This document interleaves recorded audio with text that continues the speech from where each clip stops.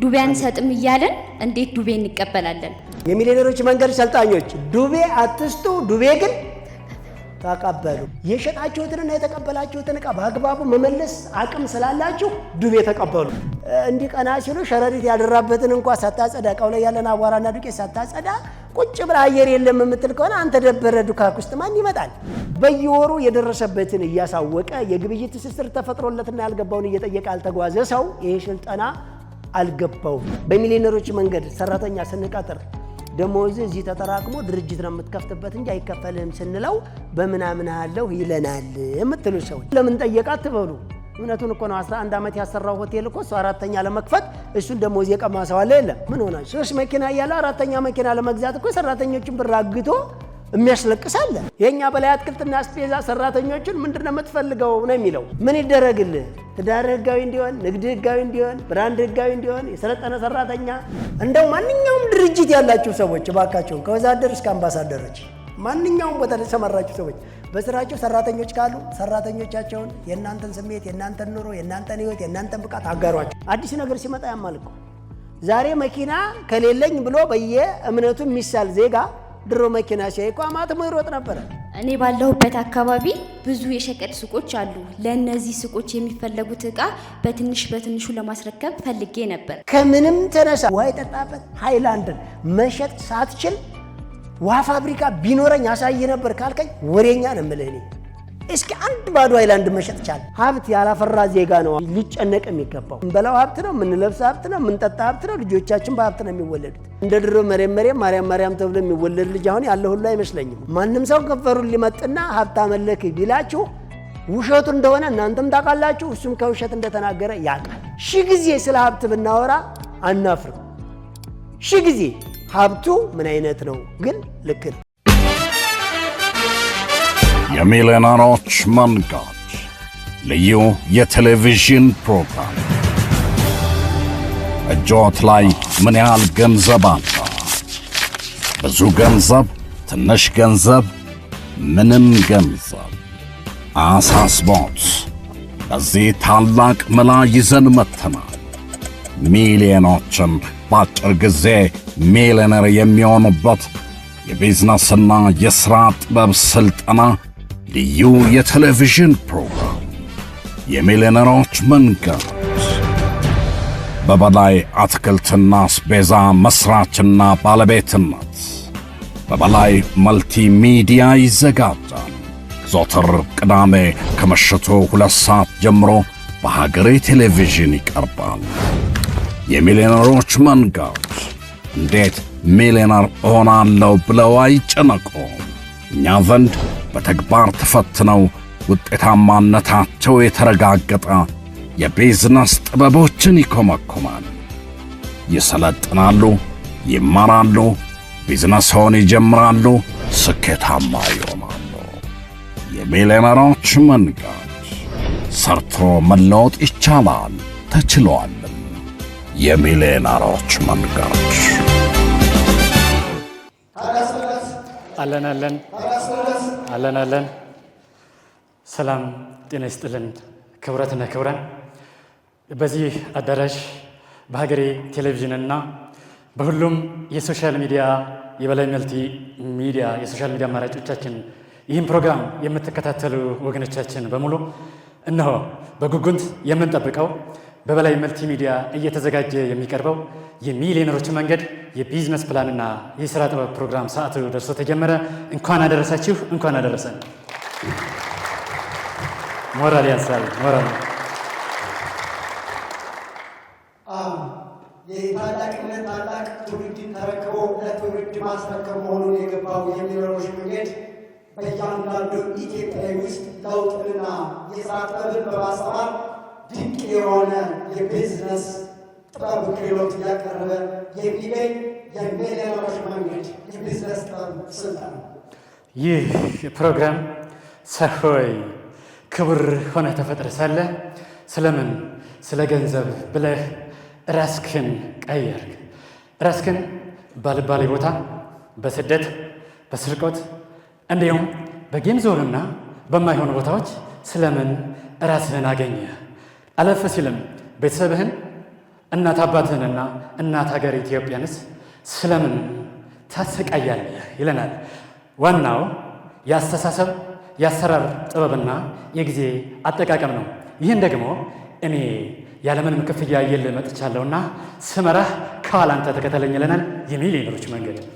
የሚሊዮነሮች መንገድ በማንኛውም ቦታ በማንኛውም ጊዜ በማንኛውም ሰዓት ባለንበት ዘር፣ ቀለም፣ ሃይማኖት ሳይሆን ኢትዮጵያ ሀገራችን ለዓለም ሊተርፍ የሚችል የልዕልና ሀሳብን የሞራል ስልጣን ይዞ የመጣ ድንቅ የቢዝነስ ጥበብ ስልጠና ነው። አዎ ሁላችንም እንደምናውቀው ይህ ፕሮግራም ከማንም ምንም አይነት ክፍያ አይጠይቅም።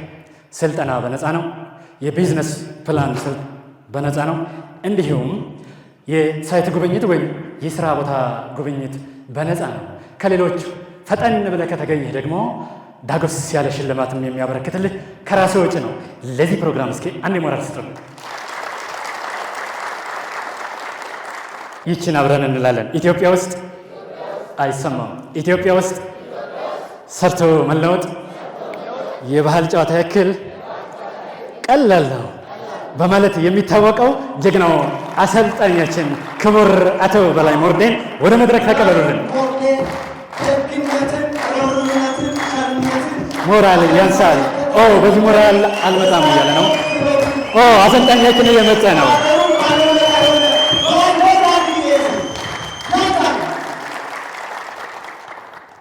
ታዲያስ እንዴት አደራችሁ? ሳምንት እንዴት ነበር? ዋው! በማንኛውም ቀንና ሰዓት ይህ የሚሊዮነሮች መንገድ በበላይ መልቲ ሚዲያ እየተዘጋጀ በሀገሬ ቴሌቪዥን የሚቀርበው የቢዝነስ ፕላንና የስራ ጥበብ ስልጠና ይህም ብቻ አይደለም። ወይ ማንኛውንም ፕሮግራም ስንጀምር በየሃይማኖታችን ያን ደቂቃ የለና ጸሎት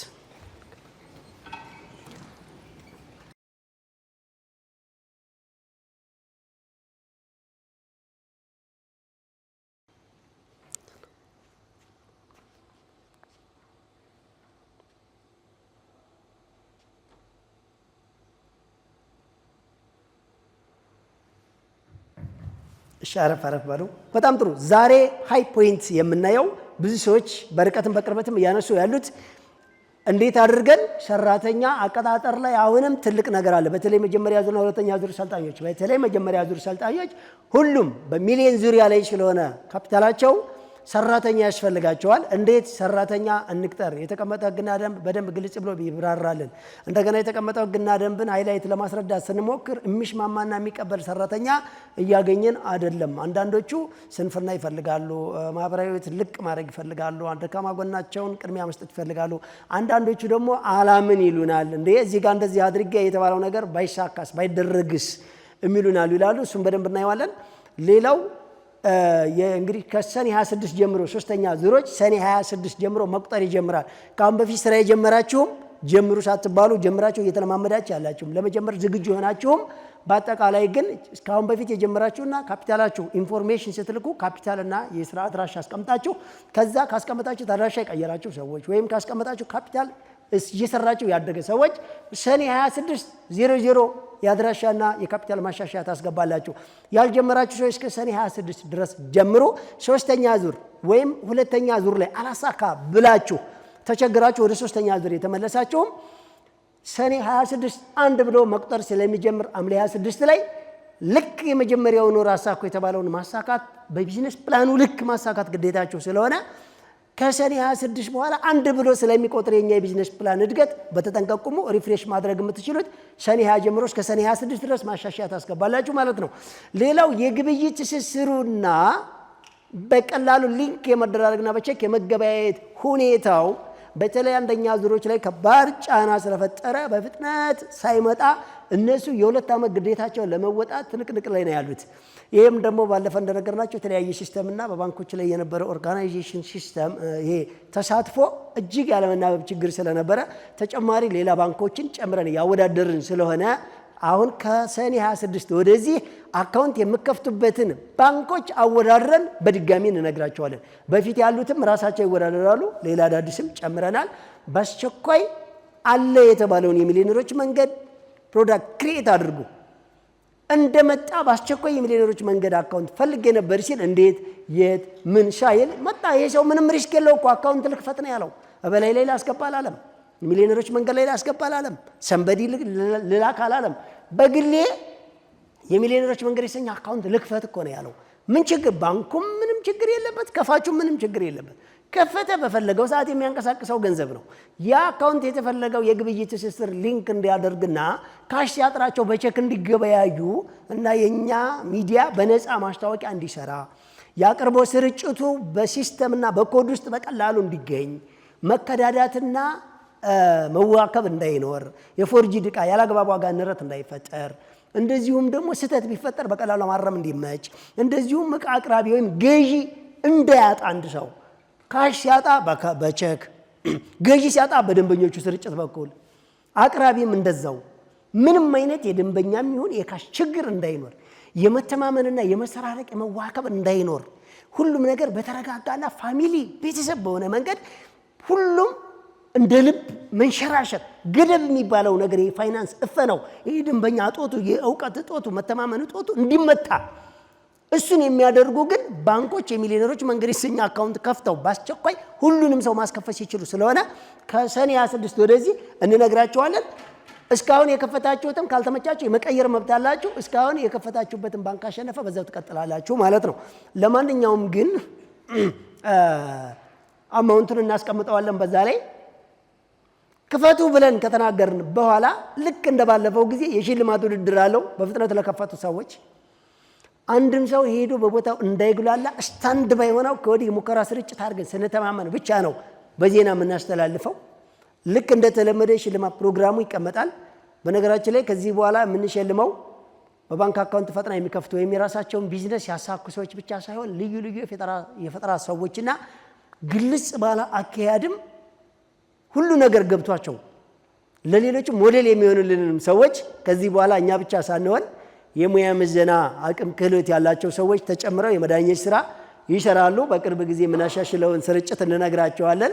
ኦዲየንሳችንም በዛ ልክ በጣም የተለየ የሚሆን ራሱን የቻለ ሌላ እየተገነባ ነው ያለው እንነግራቸዋለን። በቅርብ ቀን ሰርፕራይዝ አለ። እሺ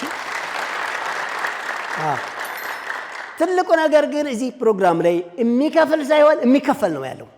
የሚከፍል አይደለም የሚከፈል ነው ያለው። በዚህ ፕሮግራም ገብቶት ኤምቲ ብሎ ተመዝግቦ ኤቲ ብሎ አቴንዳንስ እየበላ በሳምንት 2 ሰዓት ስልጠና እየሰለጠነ ያልገባውን እየጠየቀ በየወር የደረሰበትን ያሳወቀ አካል ባሳካው ልክ ሽልማት እኛ ብቻ አይደለም የምንሰጠው። ገና ከፊት ብዙ የሚሸልሙት ብዙ እውቅና የሚሰጡት ብዙ ለሞዴሊንግ የሚፈልጉት ሰዎች አሉ። ለራሱ እኮ ነው፣ ለማንም አላሳካም እኮ ለራሱ እኮ ነው እኮ ያሳካው፣ ለማንም እኮ አይደለም። ሌላው እንደምታውቁት እንግዲህ ይህ በቴሌቪዥን ዘወትር በሀገሬ ቴሌቪዥን ላይ የሚተላለፈው ፕሮግራም በምርጫ ቅስቀሳ ምክንያት ተብሎ የአየር ሰዓቱ ለሁሉም ቻናሎች በዛን ሰዓት ምርጫ ቅስቀሳ ይደረግበታል ብለው በደብዳቤ በጠየቁ መሰረት ወደ እሁድ አምጥተን ነበር። የአየር ሰዓቱን ስላልተጠቀሙበት መልሰን ካሁን በኋላ በቅዳሜ ተደርጓል ማለት ነው። ቅዳሜ ምሽት ነው እሁድ ምሽት የነበረው ድሮ ወደ ነበረበት ወደ ቅዳሜ ምሽት ተመልሷል። ሌላው እንግዲህ በሀገሬ ቴሌቪዥን ዘወትር ቅዳሜ ከምሽቱ 2 ሰዓት እስከ 4 ሰዓት የሚተላለፈው የሚሊዮነሮች መንገድ የሰኘ የቢዝነስ ፕላንና የስራ ጥበብ ፕሮግራም በበላይ ሚዲያ ተዘጋጅቶ በሀገሬ ቴሌቪዥን ይተላለፋል። ይሄ ከተላለፈ በኋላ ዩቲዩብ ቻናላችን ላይ እሁድ 5 ሰዓት ይለቀቃል፣ እስከ 7 ሰዓት ይደመጣል። እሁድ በአካል ደግሞ እዚሁ ሲኤምሲ የሚገኘው የኢትዮጵያ ኢኮኖሚክስ ባለሙያዎች ህንጻ አላችሁበት ላይ እሁድ ለጊዜው እስከሚቀየር በ5 ሰዓት ጀምሮ 7 ሰዓት እስከ 9 ሰዓት በአካል ስልጠናው ይሰጣል። ይሄ ዩቲዩብ ላይ እሁድ 5 ሰዓት ይጫናል። ሌላ ቲክቶክ ላይ በየቀን የ3 ወይም የ2 ደቂቃ እየተቆራረጠ ይጫናልና ብዙ ሰዎች እንግዲህ ዩቲዩብ ላይ ያዩት የዩቲዩብ ዝግጅት ይመስላቸዋል። ቲክቶክ ላይ ያዩት የቲክቶክ ዝግጅት፣ ቴሌግራም ላይ ያሉት የቴሌግራም ዝግጅት፣ ቲቪ ላይ ያዩት ደግሞ የቴሌቪዥን ፕሮግራም ዝግጅት ሊመስላቸው ይችላል። እንደ አጠቃላይ ግን የሁሉም ዝግጅት ነው። መጀመሪያ ግን ራሱን ችሎ በሚኒስትሪ ሚዲያ በቴሌቪዥን ይተላለፋል። ከዛ በዩቲዩብ ቻናል እና በቴሌግራማችን ላይ እና እንዲሁም በቲክቶካችን ላይም ይጫናል። ለማንኛውም ግን በማንኛውም ሶሻል ሚዲያም የሚኒስትሪ ሚዲያ ላይ የምትከታተሉ ፕሮግራም ድንገት ስታዩት አንድ ነገር እንዳትረሱ፣ ጫፉንም የምሰሙት ቢሆን ምን ስላችሁ በ0910 80 19 ላይ ኤምቲ ብላችሁ ሚሴጅ ብቻ ላኩ። በኢትዮ ቴሌኮም ሲም ማለት ነው። በየሳምንቱ ስልጠናውን ሀገሬ ቲቪ ወይም በላይ ሚዲያ ብላችሁ ዩቲዩብ ላይ ገብቶ በማዳመጥ 2 ሰዓት ከተከታተላችሁ በኋላ በየሳምንቱ ኤቲ ብላችሁ አቴንዳንስ መሙላት፣ ሜሴጅ መላክን እንዳትረሱ። ሌላው ቢዝነስ ፕላኑን ለመከታተል ስልጠናውን በየሳምንቱ 2 ሰዓት መከታተል በአካል ወይ በዩቲዩብ ወይ በቴሌቪዥን። ሌላው በየወሩ የደረሰበትን እያሳወቀ የግብይት ትስስር ተፈጥሮለትና ያልገባውን እየጠየቀ ያልተጓዘ ሰው ይሄ ስልጠና አልገባውም። ግልጽ ነው። ድንገት ስክሮል እያደረጋችሁ ሃይላይቱን ልይ ብትሉ ይሄ ስልጠና አይገባችሁም። ልንገራችሁ፣ ይሄ ስልጠና የሚገባችሁ 104 ሳምንት ስትሰለጥኑ ነው። 104 ሳምንት ማለት 2 ዓመት ነው። 2 ዓመት ከሰለጠናችሁ በኋላ ግን ስራ ጀምሩ አልተባላችሁም። ስልጠናውን ባዳመጣችሁ በሳምንት ወይም በአንድ ወሩ ወደ ስራው መግባት ይቻላል። ወደ ስራ ለመግባት ግን ኤምቲ ብሎ መመዝገብ፣ ኤቲ ብሎ አቴንዳንስ መሙላት፣ በየወሩ የደረሱበትን ማሳወቅ፣ ቢዝነስ ፕላኑን መውሰድና የግብይት ትስስር ሊንክ ማድረግ፣ ያልገባውን በየሳምንት መጠየቅ ግድ ይላል። ጥያቄ አንድ በአካል ሌላ በሁሉም ሶሻል ሚዲያችን መጠየቅ ይቻላል። በላይ ሚዲያ ብሎ ገብቶ ቲክቶክ ላይ፣ ቴሌግራም ላይ፣ ዩቲዩብ ላይ ያልገባውን ሁሉም ሰው ባለበት ቦታ ሆኖ መጠየቅ ይችላል። ነገር ግን ለታደለ ላለለት ቅርብ ለሆነ ሰው ግን በአካል መጥቶ መሰልጠንን የተሻለ ነገር የለም። ስለዚህ እናንተ ደግሞ በአካል ለመሰልጠን እድሉን ስላገኛችሁት ለራሳችሁ ሞራል ማለት ነው። በጣም ጥሩ። በተለየ ሁኔታ የምናየው እንግዲህ የመጀመሪያ ዙሮች ሰራተኛ ሲቀጥሩ ለምንድነው ህግና ደንብ እንደዚህ ጥብቅ ሆኖ የተቀመጠው ይሏቸዋል። በነገራችን ላይ ጥያቄውም ላይ ያለ መልሰዋለሁ። ትንሽ ልበላችሁና ወደ ጥያቄና መልስ እንገባላችኋለን። የሳምንት ደግሞ ጥያቄና መልስ ስላለ ባጫጭር እናወራችኋለን። ይቺ የሰራተኛ ቅጥር ሰራተኛ የምትቀጥሩ የተለያየ አይነት አላችሁ። አንድ የመጀመሪያ ዙር ሰልጣኞች ሀብታችሁ እያደገ ስለመጣ ብቻችሁን ኮንትሮል ማድረግ አትችሉም፣ የግድ ሰራተኛ ያስፈልጋል። ሁለተኛ ዙር ትንሽ ቀደም ብላችሁ ያሻሻላችሁ ሰዎች ሰራተኛ ያስፈልጋችኋል፣ ብቻችሁን የግድ አታስኬዱትም፣ ግልጽ ነው። ሌላ ሶስተኛ ዙር ገና ኮር ተሰጥቷችሁ ወይም ደግሞ ወደ መቁጠሩ ያልገባችሁ ጨርሳችሁ እናንተም ሰራተኛ የሚያስፈልግበት አጋጣሚ አለ።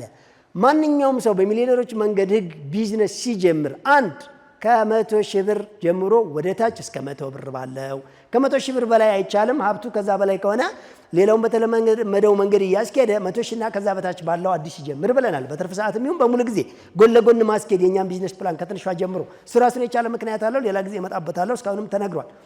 ለመሆኑ ግን በደንብ የምነግራችሁ እኔ አዳዲሶች ከ100 ሺህ ብር በላይ ካፒታል መጀመር የሚሆን በቅጥር ማሰራት አይቻልም ያልናችሁ ስፔሻል ኬዝ ልዩ ምክንያት ካለ ግን ረዳት ካስፈለጋችሁ ልትቀጥሩ ትችላላችሁ። አዳዲስ ጀማሪዎችም ቢሆን ምሳሌ ምግብ ቤት የጀመሩ ሰዎች አስተናጋጅም አብሳይም መሆን አይችሉም። አንዳንድ የማኑፋክቸሪንግ ስራ የሚሰሩ ሰዎች አምራችም ሻጭም መሆን አይችሉም። አንዳንድ የተለየ አገልግሎት ቴክኒካሊ ኦፕሬት የሚደረግ ማሽነሪ ነገር ካለ ሌላው ይቆጣጠራል። ሌላው ማርኬቲንግ ላይ ፊት ለፊት ሽያጭ ላይ ሊቀርብ ይችላል። አጋዥ ነው ያ። ነገር ግን በቃ የሆነች ነገር ጀምራችሁ በቃ በሚሊዮነሮች ቢዝነስ ፕላን መሰረት በ100 ሺህ ብር አስመዝግባችሁ በቃ አንድ ሰራተኛ ቀጥራችሁ እናንተ ወይ ቅጥር ስራችሁ ወይ ኢንቨስትመንታችሁ ወይ ወደ ውጭ አትሄዱ። እናንተ ራሱ ይፈልጋል እጃችሁን። የኛ ቢዝነስ በቀን 30 ደቂቃም ቢሆን 1 ሰዓት እናንተ የምትገኙበት ቢዝነስ ግን አጋዥ ያለበት አድርጉት። ለማንኛውም በአንድም በሌላም ከሶስተኛ ዙር ከሁለተኛም ከአንደኛም ዙር ሰራተኛ የሚያስፈልጋችሁ ትኖራላችሁ። በተለይ ግን አንደኛ ዙር ሰልጣኞች አሁን ሰራተኛ የማስገባት ግዴታ አለባችሁ። ኢንቨስትመንታችሁ ትንሽ ከፍ ብሏል። እናንተ ገዝታችሁ እናንተ ሸጣችሁ አይሆንም። እናንተ አምርታችሁ እናንተ ሸጣችሁ አይሆንም። እናንተ አገልግሎት ሰጣችሁ እናንተው ደግሞ ሐሳቡን አምጥታችሁም ኮንታክት አድርጋችሁም ስለማይሆን ከናንተ ስር አንዳንድ ወይም ሁለት ሰራተኞች እንደያቅማችሁ 10ም ከቻለ ድርጅታችሁ መብታችሁ ነው፣ ትችላላችሁ። ትልቁ ነገር ግን ሚሊዮነሮች መንገድ ጋር አንድ ቻሌንጅ ይገጥማል። ምን? ኢትዮጵያ ሀብት ችግር የለባትም፣ ግን እዚህ ጋር የኛ ሰልጣኞችም እኛም እንቸገራለን።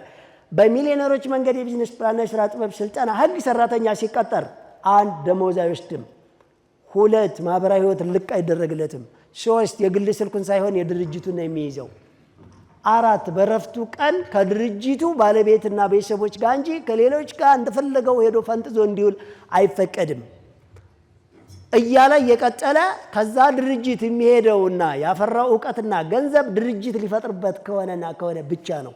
ለመብላት፣ ለመኖር፣ ጊዜ ለማሳለፍ፣ ለመደበር የሚባል ነገር የለም። በእኛ ቢዝነስ ፕላንና የሥራ ጥበብ ፕሮግራም ሰዓት አንድም የሚባክን ትውልድና ገንዘብ፣ አንድም የሚባክን ሞራልና እድሜ አይፈቀድም ማለት ነው። በዚህ ሰዓት ሁሉም ሰራተኛ ተቸገሩ። በሺ የሚቆጠሩ ሰዎች ሰራተኛ እያሉ ነው። ሳላጋልን ሰራተኞች የት ናቸው? እኛ ጋር ያካበታችሁን ዕውቀትና ገንዘብ የራሳችሁን ድርጅት እንድፈጥሩበት እንዲቀመጥ፣ እኛ ግን የእናንተን ወጪ እየቻልን እኛ ጋር እየኖራችሁ እኛ ጋር ያወቃችሁትን ዕውቀት እኛ ጋር ያካበታችሁትን ገንዘብና ሀብት ለእናንተ ድርጅት መክፈቻ ይሁንላችሁ ስለተባላችሁ እንዴት ደሞዜን ወስጄ ካላጠፋሁ አልቀጠርም የምትሉ ይሄ ፕሮግራም የምትከታተሉ ሰዎች ለራሳችሁ ጥያቄ ውስጥ ግቡ። ቀለበት ውስጥ ለራሳችሁ አስገቡና ፈትሹ ራሳችሁን። ሌሎች እናንተ ቀጣሪዎች ተው እንጂ ልክ እንደ እስከ ዛሬው በቃ ነግሬያለሁ ይሄን ይመስላል አትበሉ። ቁጭ አድርጉና አስረዱት። አዲስ እኮ ነው ሰውዬ፣ ሰምቶ አያውቅም። አዲስ ነገር እኮ ያማል ጎበዝ። አዲስ ነገር ሲመጣ ያማል እኮ።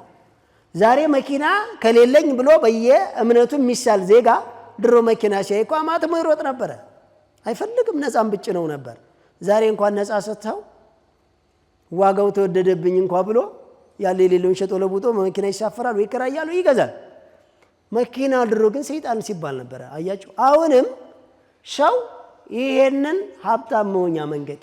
በነገራችን ላይ ስለ ሀብት ስናወራ ብዙዎቹ ሀብት ዓለም ውስጥ ጥልቅ ብለን የገባን እንዳይመስላችሁ። የሰው ልጅ በራሱ ሀቅ፣ በራሱ እውቀት፣ በራሱ ጊዜ ሀብት ማፍራት ምንም ነውርም አያስብልም። ሌላም ፍልስፍና አይጠይቅም፣ ስጋትም አይሆንም። ሀብት ያላፈራ ዜጋ ነው አሁን እንዲያውም ሊጨነቅ የሚገባው። ሀብት ማለት የምንገለገልበት ነው። የምንበላው ሀብት ነው፣ የምንለብሰው ሀብት ነው፣ የምንጠጣ ሀብት ነው። ልጆቻችን በሀብት ነው የሚወለዱት። እንደ ድሮ ማርያም ተብሎ የሚወለድ ልጅ አሁን ያለ ሁሉ አይመስለኝም። ገና ቆረጠች ስትል አንጠልጥለን ጤና ጣቢያ ነው የምንወስደው። ሰው መውሰጃ ያስፈልገዋል። ገና ሲመለስ ገና ተረግዞ ልብስ እየተዘጋጀ ነው። አሁን ለምን መጠቅለያው፣ መታቀፊያው፣ መሸፈኛው ያስፈልጋል። ዋይ በጣም ብክለት ያለበት ኮንታሚኔሽን በፍጥነት ባክቴሪያ የሚዛባበትና የሚራባበት ሰዓት ላይ ነው ያለ ነው።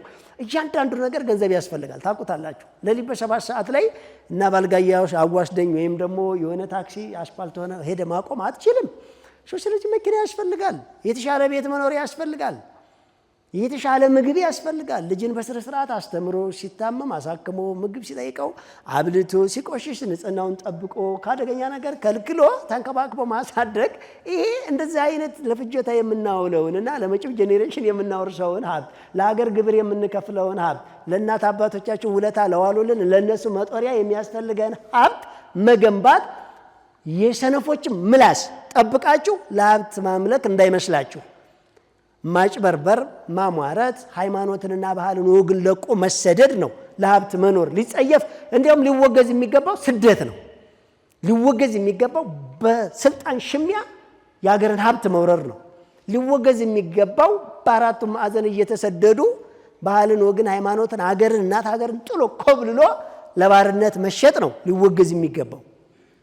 ሊወገዝ የሚገባው ማጭበርበር ነው፣ መስረቅ ነው፣ አርቲፊሻል ማምረት ነው፣ ፎርጅድ መለጠፍ ነው፣ ብራንድ መስረቅ ነው፣ ማርት ነው፣ ሊብነት ነው ሊወገዝ የሚገባው እንጂ ቁማር ነው ሊወገዝ የሚገባው። አስካሪ አደንዛዥ ነገር መነገር ነው ሊወገዝ የሚገባው እንጂ በስነ ስርዓት አልምተህ ሰርተህ ዴቨሎፕ አድርገህ ብራንድን ገንብተህ ወይ አገልግሎት ወይ ንግድ ወይ ማምረት ፈጥረህ ቆንጆ ሀብት መገንባት ሁሉም ሰው ትክክለኛ የመጣበት ዓላማ ወደዚህ ምድር ሲመጣ የጎደለ ሊሞላ እንደሆነ ግዴታውንና ዓላማውን እየተወጣ ያውቃል። ማንም ሰው ከንፈሩን ሊመጥና ሀብት አመለክ ቢላችሁ ውሸቱ እንደሆነ እናንተም ታውቃላችሁ፣ እሱም ከውሸት እንደተናገረ ያውቃል። ሰርቶ መለወጥ ነውርም ኃጢአትም ስግብግብነትም አይደለም። ሺህ ጊዜ ስለ ሀብት ብናወራ አናፍርም። ሺህ ጊዜ ሀብቱ ምን አይነት ነው ግን ልክ ነው፣ ምን አይነት ሀብት ትክክል ነው፣ ምን አይነት አካሄድ። ስለዚህ እናንተም ስታስረዱ ይህንን ግልጽ አድርጋችሁ አስረዱ። ለምሳሌ ብዙዎች የሚጠይቁኝ በሚሊዮነሮች መንገድ ሰራተኛ ስንቀጥር ደሞዝ እዚህ ተጠራቅሞ ድርጅት ነው የምትከፍትበት እንጂ አይከፈልህም ስንለው በምናምን አለው ይለናል የምትሉ ሰዎች፣ አረ ጎበዝ፣ እናንተ ድርጅት እያፈራችሁ ቢዝነስ ፕላን ኖሯችሁ ከጊዜ ወደ ጊዜ ድርጅታችሁ እያደገ አቋም ኖሯችሁ ከእናንተ ጋር አብሮ እየኖረ እንዴት አያምናችሁም? ሲቀጥል ለምን ጠየቃት ትበሉ። እውነቱን እኮ ነው። 11 ዓመት ያሰራው ሆቴል እኮ እሱ አራተኛ ለመክፈት እሱን ደሞዝ የቀማ ሰው አለ የለም? አለ እኮ። ምን ሆናችሁ? 3 መኪና እያለ አራተኛ መኪና ለመግዛት እኮ ሰራተኞችን ብር አግቶ የሚያስለቅስ አለ እንዴ? ስለዚህ እንዴት አምናለሁ ስላለ ካላመንክቶ ወይም ለምን ጠየቀኝ አትበሉ። ልክ ነው ጥያቄው፣ ትክክል ነው እንዴ? በአረብ ሀገር እኮ የሰው ሽንት ቤት እያጸዱ የሰው ቴምር እየኮተኮቱ የሰው ግመልና ፍየል እየጠበቁ የላኩትን ብር እኮ ቁርጥም አድርገን በልተን ሲመጡ ቆይ እሰጥሃለሁ አትጩህብኝ ብለናቸዋል። ልክ ነው እንዴት አምናለሁ ማለታቸው። የገዛ ታላቅ ወንድማ እኮ ተጀናጅኖበታል እኮ በእህቱ ብር። የገዛ ቤተሰባችን አጎቴ ስሎ ታማኙ ይሻላል ብለን ልከን እኮ የእሱም ብር ጨረቃ ቦታ ገዝቶ ሲፈርስበት ስልክ አጥፍቶብናል። መኪና ገዝቶ ኢንሹራንስ ሳይገባ ሲወድቅ ወይም ሲቃጠልበት እኮ ምን ላድርግልህ አጨቅጭቀኝ ብሎናል። የራሱን ቪላ ቤት ገንብቶ እኮ አቀማጥሎ ገና ውጭውን ቲራዞ ለማድረግ እኛ አንድ ሸራ ገጠር እንኳን ቆርቆሮ ቤት ለመስራት ስንጠይቀው እኮ ስልክ ዘግቶብን እንዳታናግረኝ ተብለናል እኮ አልተባልንም እንዴ? ተብለናል እኮ። አያችሁ ትንሽዬ ችርቻሮ ሱቅ የሚሰራን ሰው ገንዘብ ተቀብለን እኛ አስመጭ ለመሆን እኮ የዛኛውን ሰውዬ አትናገረኝ ብለን ከድተናል። መከዳዳት በሞላበት ከተማ መነጣጠቅ በሞላበት የአንድ አያት ልጆች በአንድ ትንሽዬ ቦታ ተከራክረው ጩቤ በሚማዘዙበት ፍርድ ቤት በጋራ ቆመው የቤተሰብ ዳኛ በሚያስፈልግበት ሰዓት እኔ አላምንህም አለኝ አትበሉ። አላምንህም ያለው ተቀጣሪ ልክ ነው። እናንተ ግን እንዴት ሊያምናችሁ እንደሚችልና እንዴት እንደማከድት ማስረዳት ከእናንተ ከቀጣሪዎች ይጠበቃል። የመጀመሪያ ዙር ሰልጣኞች መጀመሪያ ምን ሊሰራ ይችላል በ100 ብር አላችሁ። በ100 ብር ምን እንደሚሰራ አሳየን። በ100 ሺህ ምን ይሰራል አላችሁ። በ100 ሺህ እና በ10 ሺህ ምን እንደሚሰራ አሳየን። እንዴት ሊሳካልኝ ይችላል አላችሁ። እንዴት እንደሚሳካ አሳየን። ደስ የሚለው እያሳካችሁት መጣችሁ። አሁን ደግሞ ሰራተኛ ቅጥር አጣን እንዴት እሺ ሊሉን ይችላሉ ብላችሁ አትበሉ። የምር ኮንታክቶቻችሁን የተጽዕኖ ክልላችሁን ሰዎች ቁጭ አድርጋችሁ ማክራችሁ አውርታችሁ አሳይታችሁ በደንብ አስረድታችሁ ነገሩን ሰራተኛ ቅጠሩ። ግልጽ ነው አይደለ? ቅርንጫፍ ለመክፈት እንዴት አድርጌ ተቸገርኩ፣ ሰራተኛ ለማግኘት እንዴት አድርጌ ተቸገርኩ ካላችሁ እያንዳንዱን ተቸግራችሁ እንዴት ነው የሚሻለው? መዳቡን ወርቁንም ናሱንም ብሩንም ተቸግራችሁማ አይሆንም፣ ተው እንጂ። ስለዚህ እናንተ በደንብ ሌላ ተቀጣሪዎች ግን የሚሊዮነሮች መንገድ የቢዝነስ ፕላንና የስራ ጥበብ ሰልጣኞች በሙሉ በትክክል እየሰለጠኗት ተነስ እየሞሉ በየወር የደረሱበትን እያሳዩ በትክክል እያደጉ መጡ ሰዎች ጋር ለመቀጠር አትፍሩ ነው የምላችሁ። የኔ መልእክት ነው። አትፍሩ። እንደውም በተለያየ ቦታ ላይ ተቀጥራችሁ ያላችሁ ሰራተኞች ወይም ስራ ያጣችሁ ሰዎች የሚሊዮነሮች መንገድ ሰልጣኞች ጋር ብትቀጠሩ ያዋጣችኋል። ለምን ብትሉኝ የኔን ብራንድ የኔን አይነት ስራ የኔን አይነት ቢዝነስ አትሰራም አይሏችሁም። ማለትም የኛ ኩረጆች ስለሆኑ፣ የኛ ሰልጣኞች ስለሆኑ፣ የኛ ምልምሎች ስለሆኑ፣ የኛ በላይ አትክልትና አስፔዛ ሰራተኞችን ምንድነው የምትፈልገው ነው የሚለው። ምንድነው መክፈት የምትፈልገው? እንዳንተ አስፔዛ ካለ የቱ ጋር እዚህ አካባቢ ካለ ምንድነው የምትፈልገው? የሰለጠነ ሰራተኛ ካለ ስንት ነው? ምን ካረገ ህግና ደንቡን አሟልቶ ከ2 እስከ 5 ዓመት ግዴታውን ከተወጣ። አያችሁ ምን ይደረግልህ? ትዳር ህጋዊ እንዲሆን፣ ንግድ ህጋዊ እንዲሆን፣ ብራንድ ህጋዊ እንዲሆን የሰለጠነ ሰራተኛ የህግ ከለላ አስፈላጊውን ነገር በጸጥታ በኩል፣ በንግድ በኩል፣ በገቢዎች በኩል፣ በምን በኩል ነው? በትራንስፖርት በኩል ግንባታ ነው ያለው። በግንባታ በኩል ለማ ምን ሪፖርት እናድርግልህ? ይሄ የሀገር አልሚ የሀገር ባለውለታ ለማድረግ የተዘጋጀ ከኛ ዋጋ ከፍሎ የመጣ ሰው ስለሆነ ይህን ሰው ተንከባከቡልን ብለን ለሚመለከተው አካል ምን እንጻፍልህ? ማን እናናግርልህ? ማን እናውራልህ ተብሎ ነው። አያችሁ የሚሊዮነሮች መንገድ ሰልጣኝም ይሄንን ከኛ ስለለመዱ ሰራተኞቻቸው በእርግጠኝነት አያስቀይሙ። በቀን 4 ጊዜ መመገብ ይችላሉ። ወሽላታና ሌባ ብቻ እንዳትሆኑ።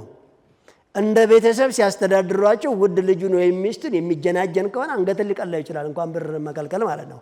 ስነ ስርዓት ያለው ዲሲፕሊን ያለው እጅግ በጣም ታማኝና ጨዋ ገንዘብ የምታጭበረብር ከሆነ የሆነ ጥፋት አጥፍተህ ግልጹን በአስተያየት ሳታመጣ ዋሽተህ የምትቀላምድ ማባቢያ የምትፈልግ ከሆነ አዎ በህግና ደንቡ መሰረት ያባርርሃል። እስከ 2 ዓመት ድረስ ልታገለግል 2 ዓመት ስትቆይ ከገባበት ጀምሮ ደሞዝን ይዘህ ሄደህ ራስን ልትጀምር እስከ 5 ዓመት ልታገለግል ከሆነ ደግሞ ከ5 ዓመት በኋላ የምትፈልገውን አይነት ድርጅት በነጥብና በደሞዝ ልክ ሊከፍትልህ። በየወር ግን ደሞዝ እንዳትወስድ፣ አሉባሌ ቦታ እንዳትውል፣ እሱ ያለህን ብቻ እንድትሰማ፣ ማታ ማታ የዋላችሁበትን እንድትወያዩና እንድታወሩ ግን ተነጋገሩና ተዋዋሉ። የውል ፎርም ሳምፕል አሳየን ያላችኋለሁ፣ አሳያችኋለሁ። ሳምንት የውል ፎርም ሳምፕል አሳያችኋለሁ። እሺ ሳምፕሉን አሳያችኋለሁ። ደሞዝ በስምምነት ነው የምታረጉት። ለምሳሌ የኛ ድርጅት ከ3000 እስከ 50000 ድረስ በነጥብ የሚይዝበት አለ። ይሄ ማለት እንደየስታንዳርዳቸውና እንደየአቅማቸው ነው። ደሞዝ ይወስዳል እያልኳቸው አይደለም። ልክ እንደ መናማዊ ቢዝነስ እንደ ዲጂታል ቁጥር በነጥብ ነው የምንይዝላቸው። አንድ ነጥብ ስንት ሊያወጣና ነጥቦቹ ተደማምረው ምን አይነት ማርኬት ሊከፍት እንደሚችል እኛ እናውቀዋለን። ያን ረቂቅ ወደ ሚስጥር እንነግራቸዋለን። በዛ መንገድ መቅጠር ትችላላችሁ ማለት ነው። እንዳጠቃላይ ሌላ ግን መጀመሪያ እንዳወራኋችሁ ከሰኔ 26 ጀምሮ ሶስተኛ ዙሮች ወይም ደግሞ ሁለተኛ ዙር አሳካብላችሁ ወደ ሶስተኛ የመጣችሁ ወይም አዳዲስ የሰማችሁ ሰዎች ሰሞኑን ቶሎ ተመዝገቡና ከሰኔ 26 በኋላ የሶስተኛው ዙር መቁጠር ስለሚጀምር ሩጫው ይቀጥላል። ሳምንት ባሳየነው ሃይላይት የቢዝነስ ፕላን መሰረት የሚቀጥለው ሳምንት ላይ እንደግምላችኋለን። ቢዝነስ ፕላኑን ለዩና ላኩልኝ የምትሉ ሰዎች ለይተን አንልክም። እስኪ 500 ብሩ ስንት እንደሚደርስ 7ኛው ወር ላይ ንገሩኝ የምትሉ፣ እስኪ 1000 ብሩ 14ኛው ወር ላይ ስንት እንደሚደርስ ላኩልኝ የምትሉ የቴሌግራሙ ላይ ለምንድን ነው የምንልከው? ስልጠናው ላይ እየተለቀቀ አይደለም። ሌላ በመጣን ቁጥር በፕላትፎርም ተዘጋጅቶ በፓወርፖይንት ሆኖ ነጥብ 1 ነጥብ 2 ምዕራፍ 1 እየተባለ በፎቶግራፍ ተደግፎ ለእያንዳንዷ ቢበታተንልን ብላችሁ ለጠየቃችሁ ሰዎች ትንሽ ልናሻሽል እንችላለን። እንደዛ ግን ስልጠና አንሰጥም። እንደዛ ስልጠና የሚሰጡ 1200 ኢንተርፕረነር አሉ እዚሁ ኢትዮጵያ ውስጥ አሉ። አንድ እርምጃ እናንተን ለመቀየር ተቸግረዋል። ለዛውም ከፍላችሁ ነው የምትማሩት። ከፍላችሁ ውሃ እንኳ በነፃ መሰጠት ቀርቶ አይደለም፣ ከፍላችሁ ሚኒመም ከ10,000 ከ7,000 ከ15,000 ከ50,000 ድረስ ከፍላችሁ በረቀቀ ጽሁፍ፣ በረቀቀ ፓወርፖይንት፣ በረቀቀ ማስረጃ፣ በረቀቀ ጥናት አሳይተዋችሁ ግን አንድ እርምጃ ለመሄድ ተቸግራችኋል። እሱን ስልጠናኛ እናሰለጥንም።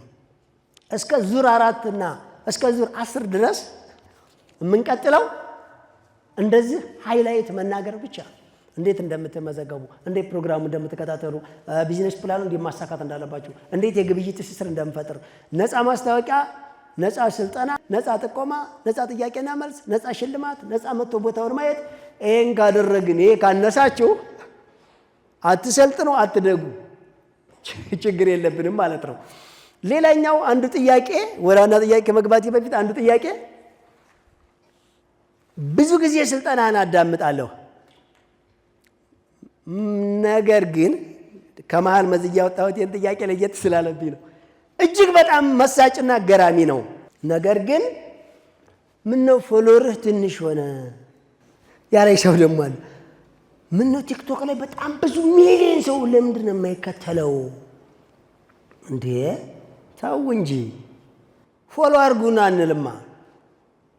እባካችሁ አትለፉን አላልንማ። ለእናንተ ይጎዳል ለእኔ ይጠቅማቸዋል አላልንማ። ማለትም እናንተን ሊጠቅም ነው እንጂ እኛ ሊጠቅም ምንም ነገር ይዘን አልመጣንማ። በእናታቸው አካውንቴ ዋርኒንግ እየሰጠኝ ነው አላልንማ። መጀመሪያ ኮፒ ላይክ ሼር ምናምን የኮፒ ሊንክ ምናምን አልደሰኮርንማ፣ አላለቀስንም፣ አላረገድንም። ሌላኛው ማርገድም ማልቀስም መለመንም አንፈልግም። ልንሰጥ እንጂ ልንቀበል ስላልመጣን ወደኛ መምጣት የሚችለው ሰው መቀበል የሚፈልግ ብቻ ስለሆነ። ሌላው ልንገራቸው፣ ቲክቶክ ላይ ብቻ የሚሰራ ስለሚመስላቸው ነው ሰዎች። ቲክቶክ ተጨማሪ እንጂ ዩቲዩብም ተጨማሪ እንጂ እኛ ትልቁ ፕሮግራም ቲቪ ነው። ሌላው ደግሞ ስነግራቸው እኛ የምንለቀው ኮንተንት ያማል።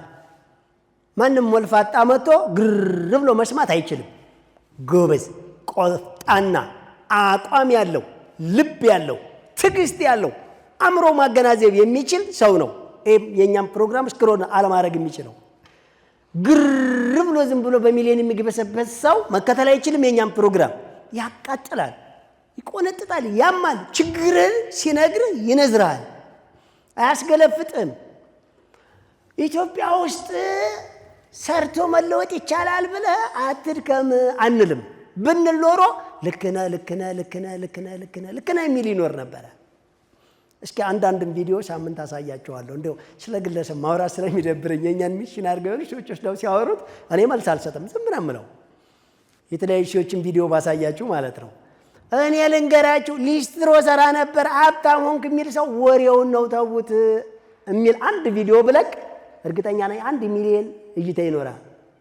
ለምን ብትሉ አው እንዴ ዝም ብሎ ነው ወይ አጭበርብሯል ወይ ማርት ነው ወይ የወረጅ ነገር ወይ ወርሷል የደበቀ ነገር አለ ነው የሚሉት።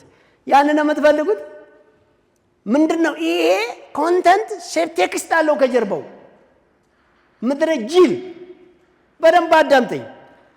ይሄ ኮንተንት ከጀርባው ቁማር እየተሰራበት ነው። ምንድነው መልእክቱ? አትድከሙ፣ አትስሩ፣ ተስፋ ቁረጡ፣ አርፋችሁ ተኙ፣ ዝም ብላችሁ ተሰደዱ፣ ዝም ብላችሁ ተኙና አልቅሱ፣ የተፈጠራችሁት ለመከራ ነው፣ ጨካኝ ፈጣሪ ነው የፈጠራችሁ እያለ እኮ ነው። እሱን ሲሆን 1 ሚሊዮን ስላየ እኔ አልለቅም። ለምን 10 ሚሊዮን ፎሎወር ብፈልግ ኖሮ ልንገራችሁ፣ ሲጀመር 10 ሚሊዮን ፎሎወር ያለው ቻናል መግዛት የሚያስችል ገንዘብ አለኝ። እሺ ሌላ ይሄን ደግነት በማቃው ልክ ዓለምን ዞሬ ሳነፈንፍ ከዚህ በላይ 1 ሚሊዮን የሰዎችን ትኩረት የሚስቡ ግን አንድ እርምጃ ህዝብን ሊለውጥ የማይችል ኮንተንት አውቃለሁ። እሱም በለቀው ሚሊየንስ ሰዎች በአፍሪካ አይደለም በዓለም አንደኛ 20 ሚሊዮን ተከታይ ማፍራት ለኔ ሲምፕል ነው። ጨዋታው ግን የጋጋታ ማአት አይደለም። እሱ ከሆነ ለኔ ነው የፈለኩት። አትለፉኝ እያልኩ ነው ማለት ነው። እስኪ አትለፉኝ ስለሰምታችሁ ታውቃላችሁ? ለምንድን ነው አትለፉኝ የምለው? አትለፈኝ ተቀበለኝ ነው፣ አትለፈኝ ስጠኝ። ሰጭ አይለምንም ባጭሩ። ለማንኛውም ይሄን ሳወራችሁ፣ ስለዚህ ፎሎወራችን ትንሽ የሆነው የተመረጡ ሰዎች ስለሚከታተሉት፣ የተወሰኑ ሰዎችም ተከታትለው ሁሉም ኮንግራ ብለው ደስ የማይላቸው ስላልገባቸውና የቲክቶክ ኮንተንት ስለመሰላቸው ምን ያዝናና ምን አጭር ሆኖ አልተብራራ ምን መቋጫው አይታይ ስለሚሉ የ2 ሰዓት ፕሮግራም በ2 ደቂቃ ግልጽ ብሎ ይገባኛል ብሎ ስላሰበ የ2 ዓመትን ስልጠና በ2 ቀን ይገባኛል ብሎ ስላሰበ ግራ ስለተጋባ እንጂ እውነት ለመናገር እኔ አንድ ነገር ልባላችሁ፣ ይሄን ፕሮግራም ብዙ ሰዎች ቢቃወሙ እኔ አልበሳጭባቸው፣ የምር አልበሳጭባቸው። ለምን በሉኝ? አላወቁትምና ነው እንጂ እንደው እስኪ ሁላችሁም ቢያውቁት ይበሳጫሉ? ቢያውቁት ያሳልፉት ነበር? ስለዚህ አላወቁትም። ማሳወቅ የሚጠበቀው ከእናንተ ነው። እሺ ለማንኛውም በርቀትና በቅርበት ሆነው የተለያየ ጥያቄ የሚጠይቁ ሰዎች ሳምንት ዕለትም አላቀረብንላቸው። የነሱን ጥያቄ ዝግጁ አድርግልኝ። ዝግጁ? ወደ መድረክ አንድ ጊዜ ሞቅ ደመቅ አድርጋችሁ ለ20 ደቂቃ ያክል የነሱን ጥያቄና መልስ መልሳለሁ። ባለዳ ሸፕ ሸፕ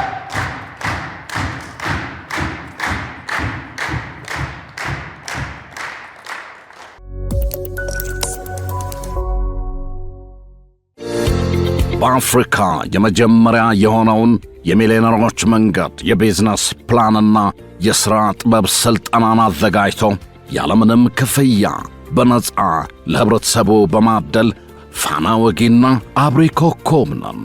ታዲያ የዚህ ሁሉ የልህቀት ሥልጠናዎች ሙሉ ወጪያቸው በበላይ አትክልትና አስቤዛ ማዕከል ይሸፍናል።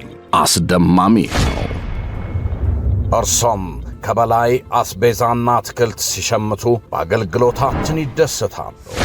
በሀገራችን የቢዝነስ ስልጣኔ ላይ አሻራውን ያትማሉ። በአንድ ጠጠር 2 ወፍ ይሏል። ይህ ነው በላይ አትክልትና አስቤዛ። ቁጥር 1 ካራ ኮተቤ መድኃኔ ዓለም መግቢያ 60 ሜትር ገባ ብሎ። ቁጥር 2 በእድሳት ላይ ነው። ቁጥር 3 ወደ ኮተቤ ገብርኤል በሚወስደው አዲሱ አስፓልት ላይ። ቁጥር 4 ወሰን ወደ ራእይ ጤና ጣቢያ መግቢያ ከዋናው አስፓልት 30 ሜትር ገባ ብሎ። ቁጥር 5 ፊጋ መስቀለኛ ወደ መገናኛ ታክሲ መያዣው ጋር። ከ500 በላይ የእርሻና የፋብሪካ ምርቶችን በአንድ ቦታ በተመጣጣኝ ዋጋ ይሸምቱ፣ ይንበሽበሹ። በ0911 992411 ሃሎ ይበሉን። በላይ አስቤዛ ማዕከል የጊዜውና የኢኮኖሚው ብቸኛ ጋር። በላይ አስቤዛ ማዕከል። ጥያቄ ቁጥር 1 የ3ኛ ዙር ሰልጣኝ ነኝ። አንድ የእንቁላል ጣይ ዶሮ በምገዛበት 2 ጫጩቶች መግዛት እችላለሁ፣ ግን እስኪጥሉ ከ3 ወር በላይ ይቆያሉ። ስለዚህ የወሩን እንዴት ላሳካው ወይም ላስመዝግበው? ያድጋሉ እኮ አይደለ? በነገራችን ላይ በባለፈ ነገር ብለናቸዋል። በየወር አስመዝግቡ ስትባሉ ለነጋዴ ብቻ አይደለም፣ እንስሳትም እጽዋትም ላይ የሚሰሩ ሰዎች ወይም የሆነ ማኑፋክቸሪንግ ላይ የሚሰሩ ሰዎች ወሩ ደርሶ ሸጣችሁ ብሩን አይደለም የምትነግሩን፣ አቬሬጅ ምን ያክል ዋጋ ያወጣሉ የሚለውን ነው። አንድ ዶሮ በቀን የወለደችውን እንቁላል ሸጦ ብቻ አይደለም። እርባታ ከሆነ ምናልባት አድጋ እስከምትሸጥ ድረስ በወር ውስጥ ያመጣችውን ለውጥ ማየት ይከብዳል? አይከብድም እኮ። ስለዚህ ምናልባት አንድ ዶሮ እንቁላል የምጥል ዶሮ 500 ብር ከተገዛች ለምሳሌ ያክል ነው። አንድ እንቁላል የምትጥል ዶሮ በ500 ከመግዛት በ250 ብር እና በ500 ብር ሁለት ጫጭቶችን ገዝቼ ባሳድግ የእንቁላሉ ቢሆን በየቀን አውቀዋለሁ። የጫጭቶችን እንዴት አውቀዋለሁ ካለ ኦሬዲ አንድ ወር ሲቆይ የምር እነኛ ጫጭቶች ቢሸጡ 500 ብር ብቻ ነው እንደሚያወጡት። መኗቸውንም ሁሉንም ችሎ እኮ ቢያንስ 1000 ብር ወይ 2000 ብር ሊሸጡ ቻሉ ማለት ነው። ይሄ ማለት በ500 ብር የጀመረው 450 ብር ስለሆነ የሚጠበቅበት ያ ሰውዬ ጫጭቶች ከመኗቸው ውጭ 450 ብር ያወጣሉ ብሎ ከገመተ አሻክቷል ማለት ነው። በዚህ አይነት ሂዶሽ ጥያቄ ቁጥር 2 የሶስተኛ ዙር ሰልጣኝ ነኝ። ስራ ከጀመርኩ መስራትም የፈለኩት ፀጉር ቤት ነው። ለጊዜው ከማሽን ውጪ እየሰራሁ ነው ያለሁት። ነገር ግን ቤት ተከራይቼ ልሰራ ፈልጌ ማሽኑ ውድ ነው። ስለዚህ ምን ትመክረኛለህ? ለመግዛት ቢታሰብ ውድ ነው። ኪራይ ደግሞ ክፍለ ሀገር ስለሆነ አይገኝም።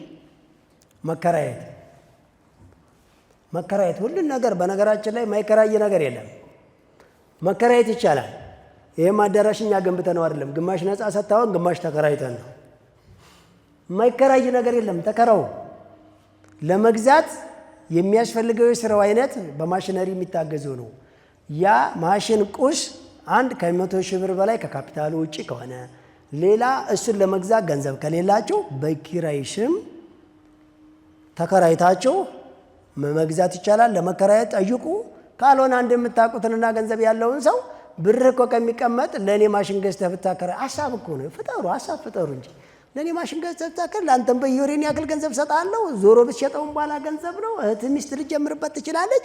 እኔም አቅም ስችል ራሴ መልሼ እገዛለሁ ብላችሁ ሀሳብ ፍጠሩና አንድ ሰው ግዙና ተከራው። ወይም ደግሞ ያላቸው ሰዎች ያከራዩአቸዋል። ቀጥል።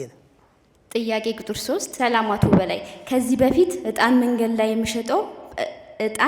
ላይ ነው የምሸጠው ብዬ ነበር። እሺ ወደ ሱቅ ግባ ብለኸኝ ነበር። አንተ ባልከኝ መሰረት ትንሽ ሱቅ ልከራይ ነው። ግን እንዴት ነው በትንሽ ሱቅ ድርጅቴን ላሰፋ የምችለው? ማብራሪያ ቢሰጠኝ። ምንድን ነው እንዴት? በነገራችን ላይ ልክ ነው። እንደ ቅመማ ቅመም ትናንሽ እጣኖች ወይም የታሸጉ ነገሮች በቤትም በመንገድም በኪስም በቤተ እምነትም በር አካባቢ ላይ ብዙ ባልተከለከሉ ቦታዎች ላይ በቀላል አንቀሳቅሳችሁ ትሸጡ ትችላላችሁ። ነገር ግን በዚሁ ቢዝነሱ አይቀጥልም። እያደገ ሲመጣ ሙያ ኤክስፒሪየንስ አለ፣ ሀብት ያድጋል። ሰፋ ያለ ነገር ጋራንቲ ይጠይቃል። ሌጋሊቲውን ጠብቆ ብራንድ ፈጥሮ መስራት ያስፈልጋልና ትንሽዬ ሱቅ መከራየት እኮ ነው። ወይ እንደ ሱቅ ካልቻለ በረንዳም ሊሆን ይችላል፣ ተከራይቶ መስራት ነው። በነገራችን ላይ ትንሽዬ ሱቅ የለም የምትሉ ሰዎች የተለያዩ ሰፈር ውስጥ ትንሽዬ በመስኮት የሚሰሩ ይኖራሉ። ከዛ ጋር ተያይዞ ከባለፈ ጋር የመኖሪያ ቤትና የሱቅ ምናምን የሚባሉ ጅምብሮችን አንዳንድ ሰዎች እንደ ምክንያት ይጠቀማሉ። በነገራችን ላይ ትንንሽ ነገሮቹ ላይ ያስደንብሯቸው። ስማርት የሆነና ጎበዝ የመፍትሄ አካል የሆነ ሰው የትኛውን ቦታ ላይ ለመግዛት አይጨነቅም። ምናልባት አሁን እንደ ዕጣን ከሆነ ምናልባት እኮ አንድ ቤተ እምነት በር ላይ በትናንሾች ብዙ ስታንዳርዳቸውን ያልጠበቁ ጊዜያዊ ቤቶች ይከራያሉ። እንደዛ አይነት አካባቢ ላይ የተለያየ ሰንበት ቀንና ወደ ቤተ እምነት ሰዎች በሚመጡበት ቀን ብቻ በመሸጥ ብዙ ማፍራት ይችላል። ከዛ አቅሙ እያደገ ሲሄድ ደግሞ ከተማና ተሻለ ቦታ ላይ መምጣት ይቻላል። በዛ አይነት መንገድ መጀመር ይቻላል። ቀጥይ። ጥያቄ ቁጥር 4 በላይ ሞርዴ እንዴት ነህ? እኔ ተቀጣሪ ነኝ። ወደ 19 ዓመት በቅጥር ህይወት አሳልፌያለሁ። የሁለት ልጆች አባት ነኝ። ለቤተሰቤ ጊዜ መስጠት እፈልጋለሁ። ለዛ ደግሞ ከቅጥር ህይወት ወጥቼ በራሴ መንቀሳቀስ አስቤያለሁ። ለዛ ደግሞ እንደ አማራጭ ገጠር ያለ የቤተሰብ መሬትን ወደ ዘመናዊ ግብርና ለመቀየር ገቢ መፍጠርና የራሴን ስራ ለመስራት ነው። እናም በምን መንገድ በድርጅታችሁ እንደምታገዝና ሌሎች ተጨማሪ ስልጠና ፓኬጅ ካላችሁ ከባህር ዳር ነው። በነገራችን ላይ ሰዎች የሚጠይቁት የናንተ ጥያቄ ሊሆን ስለሚችል በደንብ ተከታተሉ። ቀለል ስናደርገው በዘመናዊ ቴክኖሎጂ ታግዞ የቤተሰብ ነው የራስን መሬት ለማልማት መሞከር እጅግ በጣም የሚያስደንቅ ነገር ነው። ግን ብዙ ጊዜ አንዳንድ ነገር ብለናል። አሁን ባላችሁበት አካባቢ በቅጥር ወይም ከለቀቃችኋት የምትበላሽ ስራ ከሆነች ከሷ ጎን ለጎን እዚሁ ኤክስፒሪየንስ ውሰዱ፣ ተለማመዱ ትንንሽ ቦታዎች ላይ ብለናል። ነገር ግን አሁን የያዛችሁት ስራ ብትተዉት ምንም የማያስቸግር ወይም ደግሞ የያዛችሁትን ስራ ሳትለቁ ያኛው ኢንቨስት የሚደረግ ከሆነ በቀላሉ ምንድነው የምትፈልጉት? በተለይ ከተማ ግብርና የሚሆን በገጠር የዘመናዊ አግሮ ፕሮሴሲንግ ወይም የዘመናዊ አግሮ ኢንዱስትሪ ልማት ላይ መሳተፍ የምትፈልጉ ሰዎች ልክ በባለፈ እንዳልናቸው አፈርን በቀላሉ እርጥበት የሚይዝበትን፣ በቀላሉ የማይጠብቅበትን፣ በቀላሉ ኦርጋኒክ የሆኑ ማዳበሪያዎች የሚፈጥርበትን መንገድ የጠብታ መስኖ፣ ከእንስሳ ንክኪ መጠበቅ የመጀመሪያው ልማት አጥር ነው። ካጠራችሁ በኋላ እዛው መሆን ነው። እዛው ከሆናችሁ በኋላ ክትትል ማድረግ ነው። ከክትትል በኋላ ባህሪውን ማወቅ ነው። የመሳሰሉ ነገሮችን እንግዲህ የገጠር ላይ ብዙ ጊዜ ሪሳይክል ነው ብያቸዋለሁ። ላይፍ ትልቁ በዚህ ዓለም 100% ህይወት ገጠር ውስጥ ነው። የኛ ሳተላይት ከተማ ከከተማ ውጭ ወጥቶ ውብ ከተማችን ገጠር አካባቢ ላይ ሳይት አድርገን እንዲገነባ ፕሮጀክት ኢንቨስት እያደረግንበት ያለ ነው። ከከተማ ውጭ ያለውን ኢንቫይሮንመንት ምን አይነት አገልግሎት እንዳለው ስለምናውቅ ነው። በቀላል የሆነ ነገር ታለማላችሁ፣ ብዙ ኮስት የለውም። የውሃ አቆጣጠብና የእርጥበት አፈር መያዝንና እንዳይጠብቅ በቀላሉ ሊሰጥ የሚችለው ነገር ትጠቀማላችሁ። ፍሬውን ለራሳችሁ ታደርጋላችሁ። ተረፈ ምርትና ገለባ ለከብቶች መኖ ማቀነባበሪያ ትፈጥራላችሁ። እነኛ ከብቶች ወተትና ስጋ ይሰጣቸዋል። እንደገና ውጋጅ አዛባቸው መልሶ ፕሮሰስ ሲደረግና በኮምፖስት በባዮጋዝ አበልጽጎ ወደ መሬት ማዳበሪያ ይገባል። እዛው ራሱን ችሎ ሁሉንም ነገር ኦርጋኒክ በሆነ መንገድ ብቻ ሰውየው ዓለምን እንደፈለገው የሚኖረው የትኛውም ቦታ ቢሆን ግን በቴክኖሎጂ ሲታገዝ ነው። ይህን የመሳሰሉ ነገሮችን በቀላሉ ለማየት ምናልባት ሳምንት የተወሰነ እነዚህን የእርሻ ቴክኖሎጂ በተወሰነ ከቢዝነስ ፕላኑ ጋር እናሳይ እንገደዳለን። ለዛሬው ይህን ያክል ካለን ወደ ቀጣይ ጥያቄ ቁጥር 5 ሰላም በላይ ሙርዲ፣ በሀገራችን ለምትሰጠው ስልጠና እናመሰግናለን። ስልጠናውን እየተከታተልኩ ነው። የኔ ጥያቄ እኔ ባለሁበት አካባቢ ብዙ የሸቀጥ ሱቆች አሉ። ለእነዚህ ሱቆች የሚፈለጉት እቃ በትንሹ ለማስረከብ ፈልጌ ነበር። ነገር ግን ከየት በቅናሽ እንደምረከብ፣ እንዴት እንደማስረከብ የማስረክበውን በየሱቆቹ እየዞርኩ ነው። 20 ሺህ ብር አለኝ። እንዴት ልጀምር? ጥሩ ይላችሁ። ስለ አጀማመር በቀላሉ የእኛን ቢዝነስ ፕላን ከመጀመሪያው ጀምሮ የተከታተለ ሰው ስለ አጀማመር ግራ አይጋባም። ምንድን ነው የሚላቸው? 1800 ስራ ናሉ። አስካሪና አደንዛዥ ከሆኑ መጠጦችና አሽሽ ነገሮች ውጪ ሁሉንም ቢዝነስ ፕላን እንሰጣለን እኛ። ተሳስታችሁ አፋችሁ ላይ ብጠሩት አንድ ነገር ለዛ ቢዝነስ ፕላን አለን። የምትፈልጉትን ከ100 ብር በነገራችን ላይ ምን ትላላችሁ? በ100 ብር ከ1000 በላይ ስራ ይጀመራል። አቤት ውሸት የሚል ሰው አለ። አቤት ድርቅ አቤት ከተናገርኩ አይቀር ብሎ ቅድድ መደረግ የሚሉ ሰዎች አሉ። እውነቴን እኮ ነው የማወራችሁ።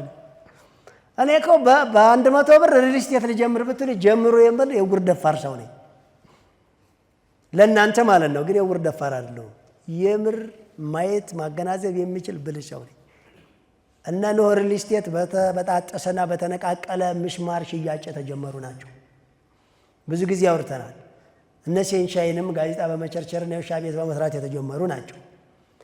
ከምንም ተነሳ የተቆረጠን አንድን የተከፈተ ውሃ የጠጣበት ሃይላንድን መሸጥ ሳትችል ውሃ ፋብሪካ ቢኖረኝ አሳይ ነበር ካልከኝ ወሬኛ ነው የምልህ እኔ። እስኪ አንድ ባዶ ሃይላንድ መሸጥ ቻል። ለምን ትጎርራለህ? አንድ ባዶ ሃይላንድን መሸጥ ቻል ነው የምልህ። መጀመሪያ 1 ሳንቲም የምሽጠው 1 ብር የምሽጠው እሱም መሸጥ ስችል ነገ 2 አድርግ እስኪ ነገ 5 አድርገህ አሳየኝ። የህይወት ልምምድ ነው የምልህ በየቀን ይሄንን ነው። ስለዚህ እንዴት አድርጌ ልጀምር ሐሳቤ ይሄ ነበር ከምትሉኝ በፊት ሰሌክት አድርጉ። ምንድነው መሸጥ የፈለጋችሁ? ምንድነው መግዛት የፈለጋችሁ? ምንድነው ማምረት የፈለጋችሁት? ምንድነው አገልግሎቱ? በአንድ ሰው ተለማመዱት። እኔ እንደውም የፈረደብኝ አሁን ምነው በላይ አትክልትና አስፔዛ በ1500 ምነው አስፔዛና የአስፔዛ ውጤቶች ምነው ባልጀመረ ነበር አልኩ። ለምን ብትሉኝ አሁን ሁሉም ሰው የሚጠይቀኝ አስፔዛ መስራት ፈልጌ ነበር። ማለትም ከባዱ ስራ ነው። አያዋጣም አልላችሁም። በሚሊየን ነው የሚያዋጣው። ቱጃር ነው የሚያደርጋቸው። የማያዋጣ ሰውና የማያዋጣ ስራ የለም። ግን አያያዝ ይጠይቃል። ግን ከባድ ነው ወንድሜ። ማለዳ ቦቲ ለብሰህ ሻማ ለብሰህ ለሊት 9 ሰዓት ተነስተህ ቆፍጠን ብለህ ኪስህን ባዶ አድርገህ ተሽልክ ስማርት ስልክ ይዘህ እየደሰኮረው ብር በኪስህ ይዘህ አይደለም። በተለያየ መንገድ አቋርጠህና ተጠንቅቀህ አትክልት ተራ ስታጠና ቆይተህ ያንን እንዳይሸውዱ፣ ኪሎግራም እንዳይሸውዱ፣ የበሰበሰ እንዳይሸውዱ፣ ብራንድ እንዳይሸውዱ ተጠንቅቀህ ወዛደር ያላግባብ እንዳይጠይቅ፣ ታክሲ ያላግባብ እንዳያስጭን፣ ባልሆነ ቦታ ላይ እንዳያወርድ፣ በዛ ላይ ሌባ እንዳይቀማ፣ በዛ ላይ ከዛ እስከመጣ ሱቅ እንዳይዘጋ፣ በዛ ላይ ሳይሸጥ ከኋላ ደረጃውና ኪሎግራሙ ሊቀንስብህ እንዳይችል ይሄንን ሁሉ ተጠንቅቀህ ነው ስራው።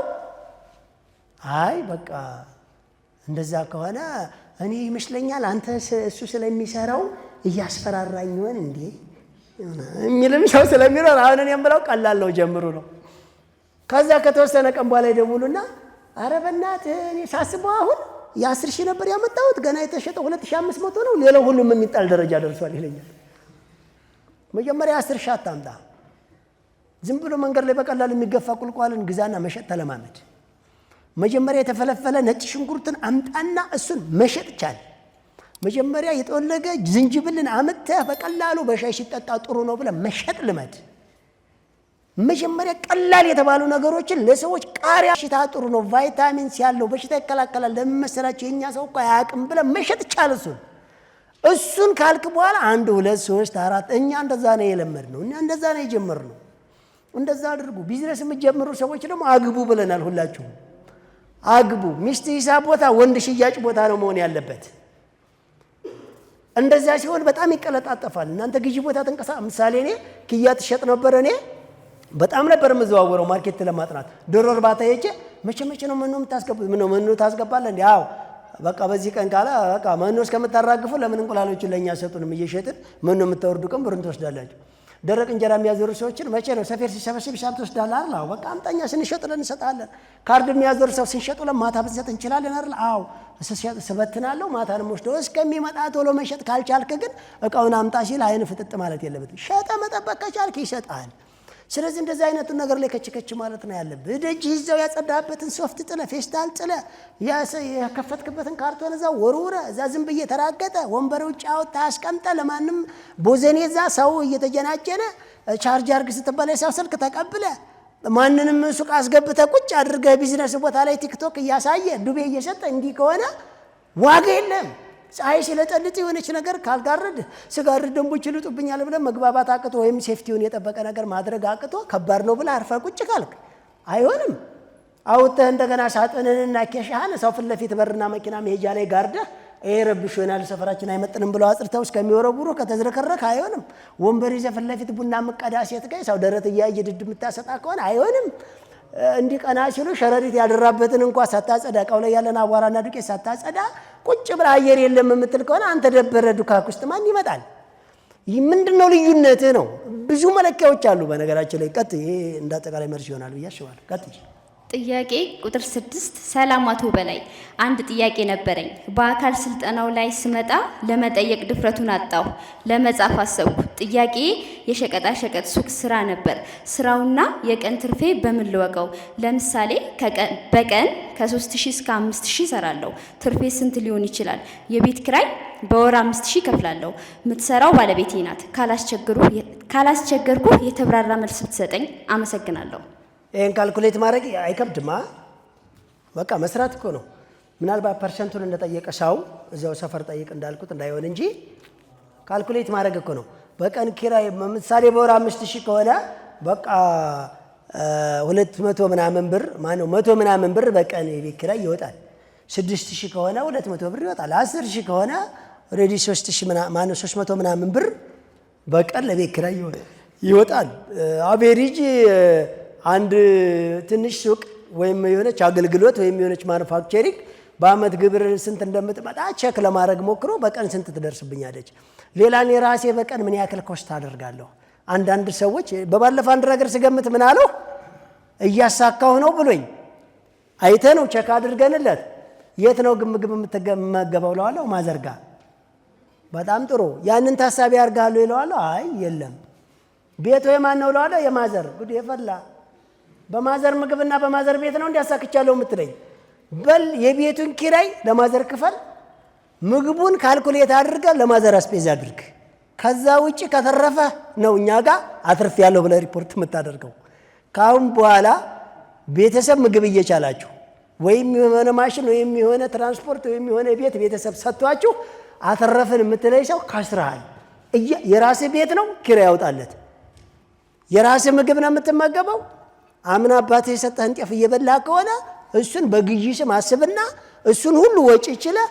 የጨረስከውን ነጠላ ጫማ የታጠብክበትን ሻወር ሁሉ የተጠቀምካትን የጥርስ ቡርሽ እያንዳንዱ አስበ በወር ያወጣሃትን ወጪ ችሎ የቤት ኪራይ ችሎ የታክሲ ችሎ ምግብ ችሎ ንጽህና መጠበቂያን ችሎ ከዛ ውጪ ያለውን ነው እኛ ጋር አሳክተናል ብላችሁ በየወር የምታሳውቁት። እሺ ግልጽ ነው አይደለ? ልክ በዛ ስታንዳርድ ይሄም በዛ አይነት መስራት እኮ ነው። በቃ አንድ ሰው በቀን ይሄን ያክል ይሸጣለሁ ግን ስንት ላተርፍ እችላለሁ መገመት እኮ ነው። በፐርሰንት ማካፈል ነዋ። አንዳንድ ሰዎች ስንት ፐርሰንት ላትርፍ የሚሉ ሰዎች ደግሞ አቬሬጅ መስራት ነዋ።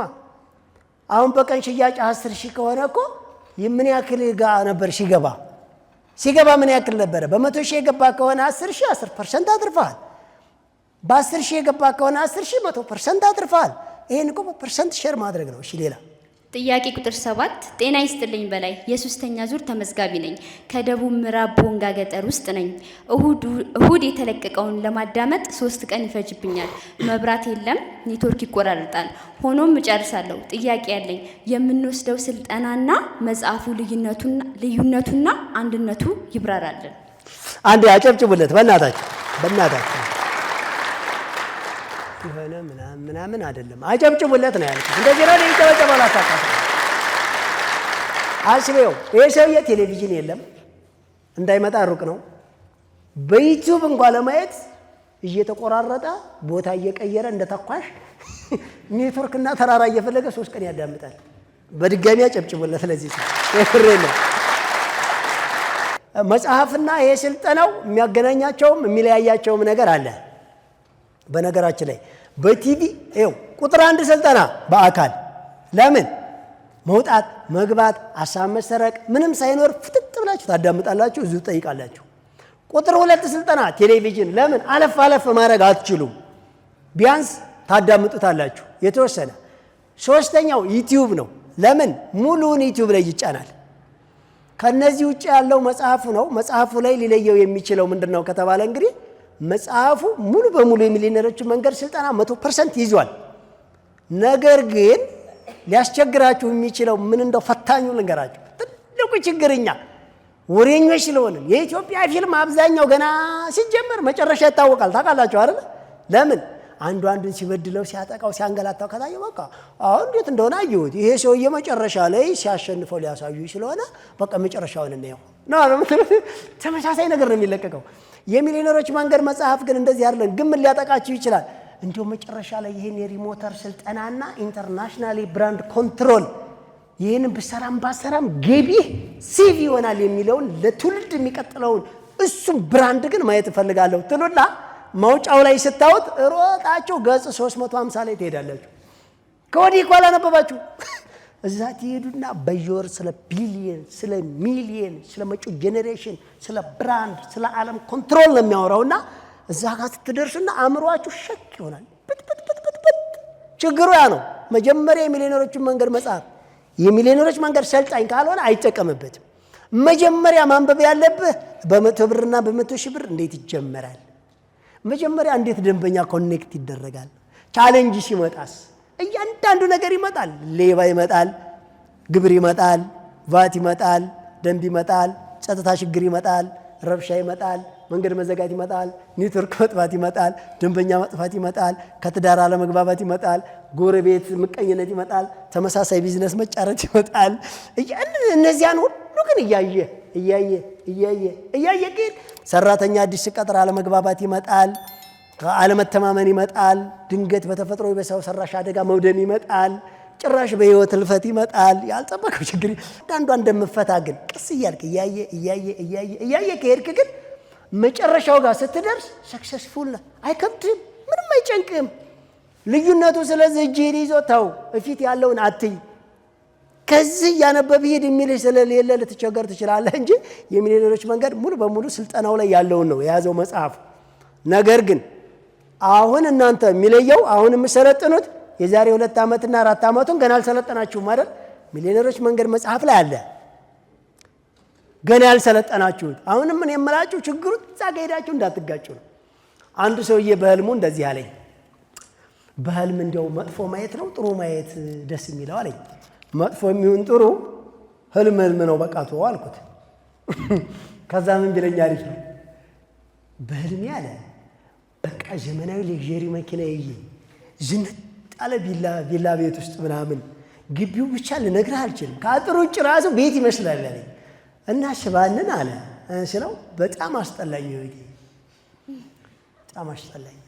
የሚሊዮነሮች መንገድ መጽሐፍ እንደዛ ነው። የግል አውሮፕላናችሁ ሲያኮበኩብ እናንተ በሞላው በቴሌቪዥን መስኮት ስለ እናንተ ዓለም ሲዘምር ሲያጨበጭብ እናንተ የተነገራችሁት በአገር ደረጃ ሲሰማ አንድም ችግረኛ የሚባል ከሀገር ውስጥ ጠፍቶ አሁን በአእምሯችን ውስጥ ምን ስላት ኢትዮጵያን በምድር ስንመላለስ ሁሉ ነው የሚያሳየውና መጨረሻው አካባቢ ላይ ሄደ ያን ቃየ በኋላ ስትመለስ ጎዳና ላይ የምታየው ሰው ሊደብር ይችላል።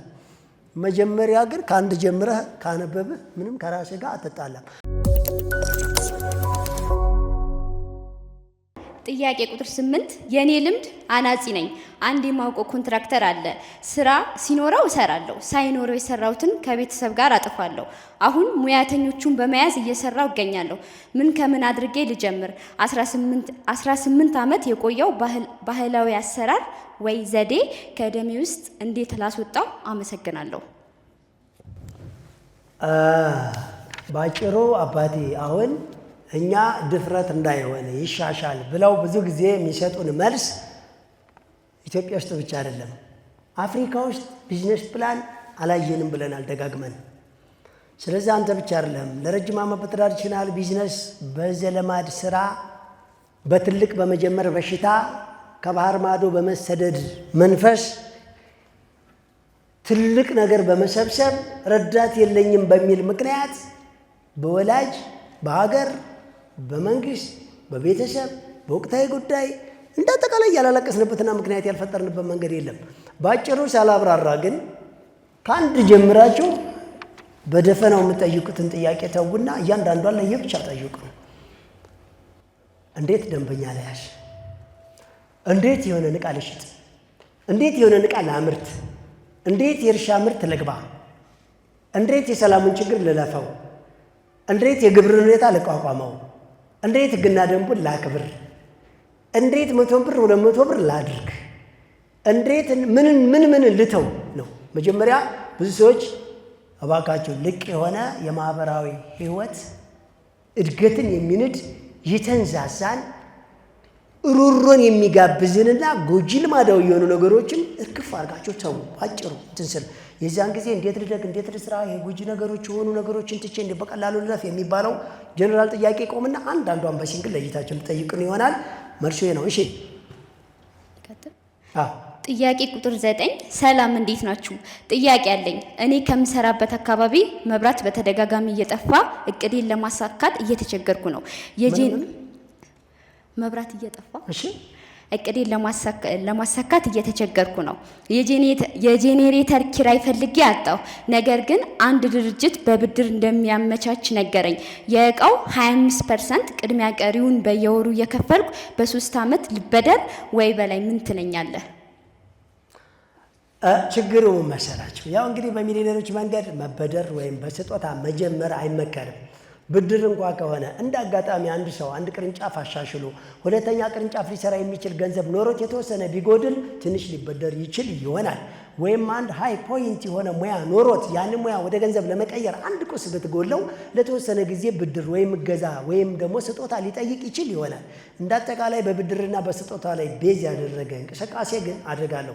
አንድ ነገር ልበላችሁ። ይህ ሰው በሆነ ሰው ሰራሽ ወይም በተፈጥሮ አደጋ ይህ በብድር የተገዛ ጄኔሬተር ቢቃጠል ቢሰረቅ ወይ የሆነ ነገር ቢሆን ቴረር እያወራሁ አይደለም። ነገር ግን ሙሉ በሙሉ ስራው ይቆማል። ይሄ ሰውዬ እዳ አለበት። ገንዘብ ማጣት ብቻ አይደለም የሱ ጥያቄ። ስለዚህ ወይ ለመከራየት ሞክር ወይ ከመብራት ጋር የተያያዘ ብቻ ያልከውን ስራ ከመብራት የተላቀቀ ስራ ሞክር። ወይ መብራት በመጣ ቀን ብቻ በተጠንቀቅ ሰርተህ ሌላውን ሰዓት ሽያጭ ላይ በዛ ሰዓት ማምረትን ተያያዝ ነው የምልህ። እሺ ቀጥይ። ጥያቄ ቁጥር 10 ሰላም አቶ በላይ ሰላምህ ብዝት ይበልልኝ። ዱቤ አንሰጥም እያለን እንዴት ዱቤ እንቀበላለን? እጅግ በጣም ጥሩ። የሚሊዮነሮች መንገድ ሰልጣኞች ዱቤ አትስጡ፣ ዱቤ ግን ተቀበሉ። ብልጦች ማለት ነው። ዱቤ ለምንድን ነው እንዳሰጡ የተባላችሁት? ከእናንተ በታች ተጠቃሚ ነው ያለው። ለተጠቃሚ ዱቤ አይሸጥም። ተጠቅሞት ለመጠቀም እጁ ላይ ባለው አቅም ይጠቀም። እኔ ዱቤም ልመናም እኮ ተጠቅሜ አውቃለሁ። ችግር ሁሉንም ያስደርጋል። ለተቸገረ ሰው ዱቤ መስጠት አይደለም ክፋቱ። የተቸገረ ሰው ዱቤ የሚጠይቀው ቢራ አይደለም፣ ትልቁን ለስላሳ አይደለም፣ 5 ሊትር ዘይት አይደለም፣ 20 እንቁላል አይደለም፣ 10 ኪሎ ዱቄት አይደለም። የተቸገረ ሰው የሚጠይቀው ዱቤ ልጅ ያለቀሰ 2 ዳቦ፣ እንግዳ መጥቶብኛል 2 ደረቅ እንጀራ። አያችሁት? ግማሽ ሩብ ኪሎ ሚጥሚጣ። ዱቤ የሚጠይቅ ሰው የታሸገ ውሃ አይደለም። የተቸገረ ነው ዱቤ የሚጠይቅ ብለህ ከሆነ ተደብድበሃል አንተ ራስህ። የተቸገረ አይጠይቅም ወይ? ይጠይቃል ብያለሁ። የተቸገረ ይጠይቃል። አዎ ምንም ውሃ ሄዳ አንድ ሃይላንድ ውሃ ከሆነ ሊጠይቅ ይችላል። እውነት ነው። አንድ ሃይላንድ ውሃ ጃር ከጠየቀህ 5 ሊትር 1 ሊትር ዘይት ማለት እየቻለ 5 ሊትር ካለ በቃ እሷ በደመወዛ ሜካፕ ልትሰራ ነው። ስለዚህ ተጠንቀቅ። ደመወዝ የመጣ ሰዓት ሌላ ጉዳይ ያለባት ያንተ ሂሳብ አይከፈልም ማለት ነው። ዱቤ ተቀበሉ። ዱቤ ግን አትስጡ ያልነው ዱቤ የምትቀበሉት ታማኞች፣ የሰለጠናችሁ፣ በታርጌት የምትንቀሳቀሱ፣ የሚመጥናችሁን የምታውቁ፣ በቢዝነስ ፕላን የምትሰሩ ታርጌት ፉሎች ስለሆናችሁ የሸጣችሁትንና የተቀበላችሁትን ዕቃ በአግባቡ መመለስ አቅም ስላላችሁ ዱቤ ተቀበሉ። ችግር የለም። እናንተ የሰለጠናችሁ ናችሁ። ዱቤ መቀበል ትችላላችሁ። ያልሰለጠነ ያልገባው አጭር ቀሚስ አስለብሶ የሰለጠነ መስሎት ሚስቱን ጥፍር አስቀጥሎ ወደ ልደት ኬክ ተሸክሞ ለሚሄድ ሰው ዱቤ ሰጥተህ ግን በኋላ ይመልስልኛል ብትል ያ ሰው ያልሰለጠነም አልገባውም፣ ጊዜና ኢኮኖሚው ጋር አልተናበበም። ከትንሽዬ ሰርቪስ ኪራይ ቤት ሳይወጣ መተላለፊያ መንገድን በድንኳን ድርግም አድርጎ ዘግቶ ድግስ እየደገስኩ ነው ለሚል ደናቁርት ዘይትና ዱቄትህን ሰጥተህ በኋላ ደሞዝ አልደረሰልኝም፣ ከአረብ ሀገር አልተላከልኝም፣ ቁብ አልወጣልኝም እያለ ቢያሽህ አላሳካሁም ዱቤ ወስደው እምቢ አሉኝ እንዳትለኝ። ያ ሰው ላልሰለጠነ አትስጥ አባቴ። አልሰለጠነም። አንተ ስለሰለጠንክ ግን ስራ ቦታ ብለህ ስራ ቦታ እያደርህ የሰጠህን ባላደራ ቶሎ መልሰህ እንደገና ለማስፋፊያ እንዲሰጥህ ስለምጠይቅ አንተ ተቀበል። አንተ ትችላለህ። የእኛ አሰልጣኞች ሙሉ ዱቤ ተቀበሉ። ብር ግን እንዳትበደሩ። ዕቃና ብር ልዩነቱ ምንድን ነው ካላችሁኝ፣ ዕቃ ሸጠህ እንድታተርፍ ነው። ገንዘብ ከሰጠህ ግን ያው ኪስ ሲሰፋ ሶፋ ነው የሚሰፋውና መኖሪያ ቤት ነው የሚሰፋውና ወደ አገልግሎቱ ሳይሆን ወደ ሽርሽር እንዳታዘነብሉ። ብር አትቀበሉ፣ ስጦታም አትልመዱ ያልኩት ለዛ ነው። እኔ ስጦታ እንዳትለምዱም ያልኩበት ምክንያት ራሱን ችሎ ስጦታ ከለመዳችሁ እጃችሁ ላይ ባለ ገንዘብና ጊዜ ወደ ስራ እንዳትገቡ፣ አሁንም ሌላ ስጦታ እየጠበቃችሁ ጥገኛ ሆናችሁም እንዳትቀሩ ነው። ሰው ሲፈጠር ራሱን የቻለ መዋቅር ነው። ራሱን የቻለ የተደራጀ ነው። ሁሉንም ነገር የማድረግ መብት አለው፣ አቅም አለው። ተሰጥኦ ተፈጥሯዊ ይሆን ኃይል አለና እሱ ራሱ ማለፍ እየቻለ ያንን ችግር ሰዎችን በመጠበቅ ሞራሉ እንዳይጎዳ ብዬ ነው። ብዙ ሰዎች ሰው ላይ የሆነ ውለታ ይውሉና ውለታውን ይጠብቃሉ። ከሰው ውለታ ጠባቂ ከሆንክ ተበላ። ውለታ ከዋለ የመዋል ግዴታ እንዳለብኝ ብለዋል። ውለታ ይመልስልኛል ብለህ የምትጠብቅ ከሆነ ውለታን ካልመለሰልህ ከሰውየው ዝምድና ጸብ ስለምፈጥር፣ ስለዚህ ከሰው ብድርም ስጦታም አትጠብቁ። ዕቃ ከሆነ ግን እኔ ያመረትኩትን ምርት ሰንበዴ ያመረተው ምርት ሸጠ ወደ ገንዘብ ቀይረ መመለስ፣ ይሄ ጥሩ መተባበርና ጥሩ ቅልጥፍናና ጥሩ የስራ ብልህነት ነው። አንተ ግን አትስጥ። አልሰለጠነም። የሚሊዮነሮች መንገድ ከሆኑ ግን በቸክም ስጥ፣ በዱቤ መለዋወጥ ትችላለህ። አይተህና አጥንተህ የሚሊዮነሮች መንገድ ስለሆነ ብቻ አይደለም። አይተህና አጥንተህ ማሳካቱንና ጎበዝ መሆኑን አይተህ ለይተህና ተከታትለህ ጎበዝና ትራፊ በየጊዜው እያደገ የሆነ ሰው ከሆነ ለሚሊዮነሮች መንገድ እርስ በርስ ብትሰጣጡ በቸክ ብትጻጻፉ ምንም ችግር የለውም። የቸክ ስታንዳርድም አስቀምጠናል መጠን። እሺ ጥያቄ ቁጥር 11 አንድ ሰው ስራ ከጀመረ በኋላ የተፈጥሮ አደጋ ሆነ የሰው ሰራሽ አደጋ ቢገጥመው እንዴት ሰርቫይቭ ማድረግ አለበት? የሚሊዮነሮች መንገድ ህግና ደንብ በየሳምንቱ የምሰለጥኑ ሰዎች ምንም ግራ አይገባችሁም፣ እርግጠኛ ነኝ። በቀን አንድ ደንበኛ በየቀን እያንዳንዷን እውቀትና ስለ ወደፊት የምታስፋፏትን ኢንቨስትመንት የምትገዙትንም ይሁን የምትሸጡትን ነገር እያንዳንዷ በጣም ምሳሌ ወደኛ ድርጅት የሚገቡ እቃዎች ሁሉም እሽግም ይቆጠራል፣ ብራንድም ይነበባል፣ ኤክስፓየር ዴትም ይታያል፣ ኪሎግራምም ከሆነ ተመዝኖ ቼክ ይደረጋል። ለ4 ዓመት እኮ የሚያቀርብ ድርጅት እኮ ነው የሚያቀርብልን፣ ግን ቼክ ይደረጋል።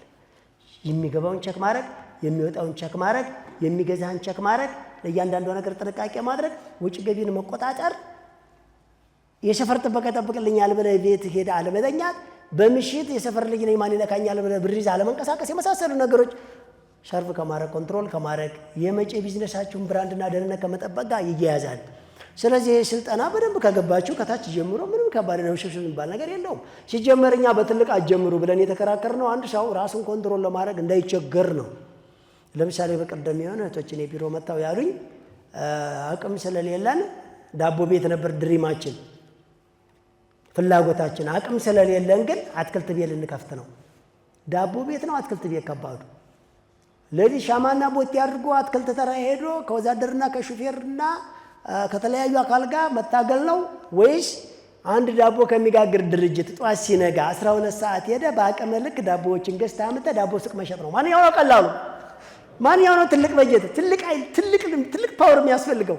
አልተግባባችሁም ምናምን። ይሄን ስልጠና በደንብ እየተከታተላችሁ ከሄዳችሁ ቀላሉና ከባዱ ጥርት ብሎ ይለያችኋል። ቀጥይ። ጥያቄ ቁጥር 12 አንድ ሰው እርሻ እየሰራ የገበያ መዋዠቅና የትራንስፖርት ችግር ሲፈጠር የአግሮ ፕሮሰሲንግ ለማድረግ አቅም ቢያጥረው የሚጀምረው በትንሽ ካፒታል ስለሚጀምር የፕሮሰስ ማሽን ኪራይ ሆነ ግዢ ውድ ስለሚሆን እንዴት ማድረግ አለበት? አዎ በነገራችን ላይ የሰው ሰራሽና የተፈጥሮ አደጋ ቢዝነስን አይጎዳም አላለም፣ ግን ቢዝነስ ፕላን ካላችሁ አያወድም። ቢዝነስ ፕላን ማለት ምን ማለት ነው ስትሉኝ የተጣመመን ቀጥ የሚያደርግ እየተንቀዠቀዠ ያለን ያረጋጋል፣ የተኛን ያፈጥናል፣ የተጣመመን ያርቃል፣ እየተወላጨመን ይመልሳል፣ ቀጥ አድርጎ ይገዛል። ቢዝነስ ፕላን ማለት ለአንድ ህንፃ ቢም እንደማለት ነው። ሻይት ቀጥ አድርጎ ሁሉንም ምስላብ የሚሸከም ማለት ነው። ቢዝነስ ፕላን ካለ ወቅቱ ጥሩ ሲሆን ታዳጊ፣ ወቅቱ ከባድ ሲሆን የወደቀ አትሆንም። ብዙ በአፍሪካና በሀገራችን ውስጥ የተጀመሩ ፎቆች፣ የተጀመሩ ፋብሪካዎች፣ ተጀምረው የቆሙ ፈንድተው ጎማቸው አርጅተው የቆሙ የተገለበጡ መኪናዎች፣ የተለያዩ ነበር የሚባሉ ሰዎች፣ ሀብታም ነበር ድሃ ሆነ የሚባሉ ባንክ በሐራጅ ብራንዱን ለጥፎ የሚሸጣቸውን የተለያዩ ቢዝነሶችንና የተለያዩ ሰዎችን ታሪክ፣ ድርጅቶችን ታሪክ ታውቃላችሁ። እነዚያ ድርጅቶች የሚሆኑ ግለሰቦች ቢዝነስ ፕላን የላቸውም። ቢዝነስ ፕላን ሲኖር የተፈጥሮ አደጋ ቢዝነስን ሊያወድም ሲመጣ ጫና ያሳድርባል እንጂ አያወድመውም።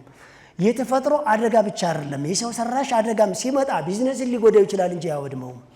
ሌላ የተሻለ ቆንጆ ወቅታዊ ነገር ሲመጣ ያለ አግባብ አትሮጥም፣ ኮንትሮል ታደርጋለህ። ቴርሞስታንት አትሞቅም፣ አትቀሰቀዝም። ለምን?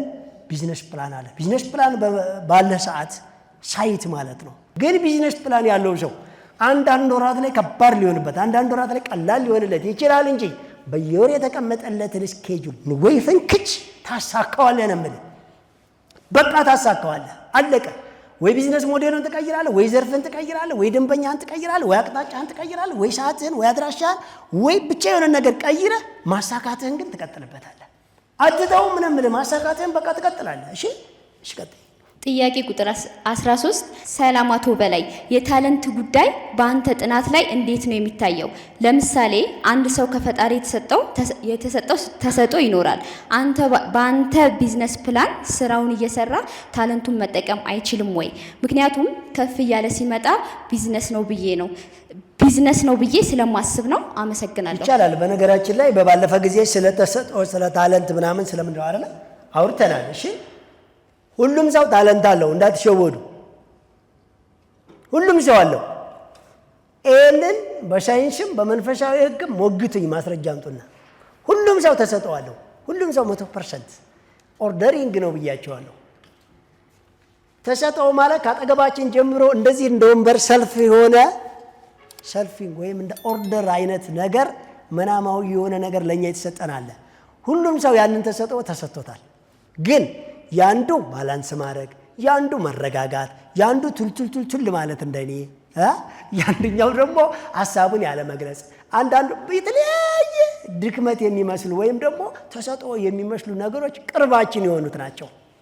ቅርባችን ሁሉም ሰው ተሰጥኦ አለው፣ እንዳትሸወዱ። ይህ በመክሊትህ በምናምን እየተባለ ፊልም የተሰራብንን ዲስኩርና የምዕራባውያኖችን የሚሽነሪዎችን አጀንዳ ተቀብላችሁ እንዳትለማመዱ። ሁሉም ሰው ተሰጥኦ አለው። ሁሉም ሰው እድል አለው። ነገር ግን ቅርባችንና ሩቃችን የሆነ ተሰጥኦ አለ። ሩቅ የሆነው በድግግሞች ነው የምናመጣው። ቅርብ የሆነው ደግሞ እንዲሁ ምንም ሳንለማመድ እንችላለን። አንዳንድ ሰው አይታችሁ ከሆነ በተለይ ገጠራማው አካባቢ ምንም ትምህርት ቤት ሳይገባ የድሮ ሂስትሪ ላይ አይታችሁ ከሆነ የጣሊያንና የእንግሊዝ አስተርጓሚዎች ቋንቋ የሚናገሩ አሉ፣ ሳይማሩ ፊደል የቀረጹ አሉ፣ ተሰጥኦ አላቸው ተብለዋል። ግን ሁሉም ሰው ያንን ማድረግ ይችላል። ለእነሱ ግን ቅርብ ነበረ። አይታችሁ ከሆነ አንዳንድ ሰው በገመድ ላይ ሰርከስ ሲሰራ አይታችሁ ከሆነ በቃ ይሄን እኔ በሞት አልሰራውም ተሰጥኦ ይጠይቃል የምትል ሰው፣ አዎ ብዙ ሳትለማመድ የሚሰራው ሰው አለ። ተሰጥኦ ቅርብ የሆነ ነገር ግን ተሰጥኦ አይደለም ብለህ እንዳትቀብረው። ለምን በላይ ፍላጎት ከሆነ በድግግሞሽ ወይ ከአንድ ከሁለት ዓመት በኋላ ታመጣዋለህ። አየህ ለካ አለ ማለት ነው። ሩቅ ነው እንጂ አለ። ለምሳሌ ሳይንስ እንደሚያጠናው 100% ምድር ውሃ ነው አይደለ? ካፈር በታች ካለቱ በታች ልክ እንደዛ ነው። እንደየቦታው ይርቃል እንጂ ሁሉም ቦታ ውሃ አለ አይደለ? እንደየተሰጥኦአችን ይርቀናል እንጂ ለሁሉም ሰው ተሰጥኦ ተሰጥቶታል።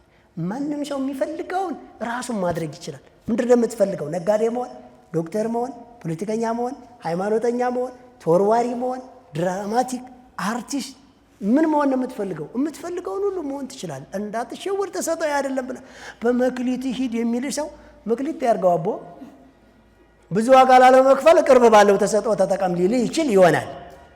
ነገር ግን ተሰጠው መጀመሪያ ምንድነው ብላችሁ ወቁ። ይቻላል ተሰጠውን ወደ ቢዝነስ ማምጣት። ዋናው መልስ እሱን ለመናገር ነው። ጥያቄ ቁጥር 14 ሰላም አቶ በላይ የ3ኛ ዙር ሰልጣኝ ነኝ። ጥያቄ አለኝ። በቅጥር ላይ ቆይቼ ቢዝነሴ ከዛኛው ሲበልጥ ወደ ራሴ ስራ ስዞር ለመሰረታዊ ፍጆታ ወጪ የማደርገው እንዴት ነው? ያተረፋችሁትን አገልግሎታችሁ ላይ አድርጉት ተብሏል። ይብራራልኝ። አመሰግናለሁ። በቃ መሰረታዊ ቅድም የጠየቁት ያወራሁት ነው። በነገራችን ላይ የመሰረታዊ ፍጆታ ከምታገኙት ጥቅም ላይ ማውጣት ነው። የመሰረታዊ ፍጆታ ከምታገኙት ጥቅም ላይ ያውጣችሁ መሰረታዊ ፍጆታችሁን ችላችሁ ከዛ ውጭ ያለውን ነው አሳካን ብላችሁ የምታስመዘግቡት፣ ሌላ ነገር የለውም። ነገር ግን ከመሰረታዊ ፍጆታ ውጭ አይበቃኝም ካላችሁ ሁለት ነገር ተጠቀሙ።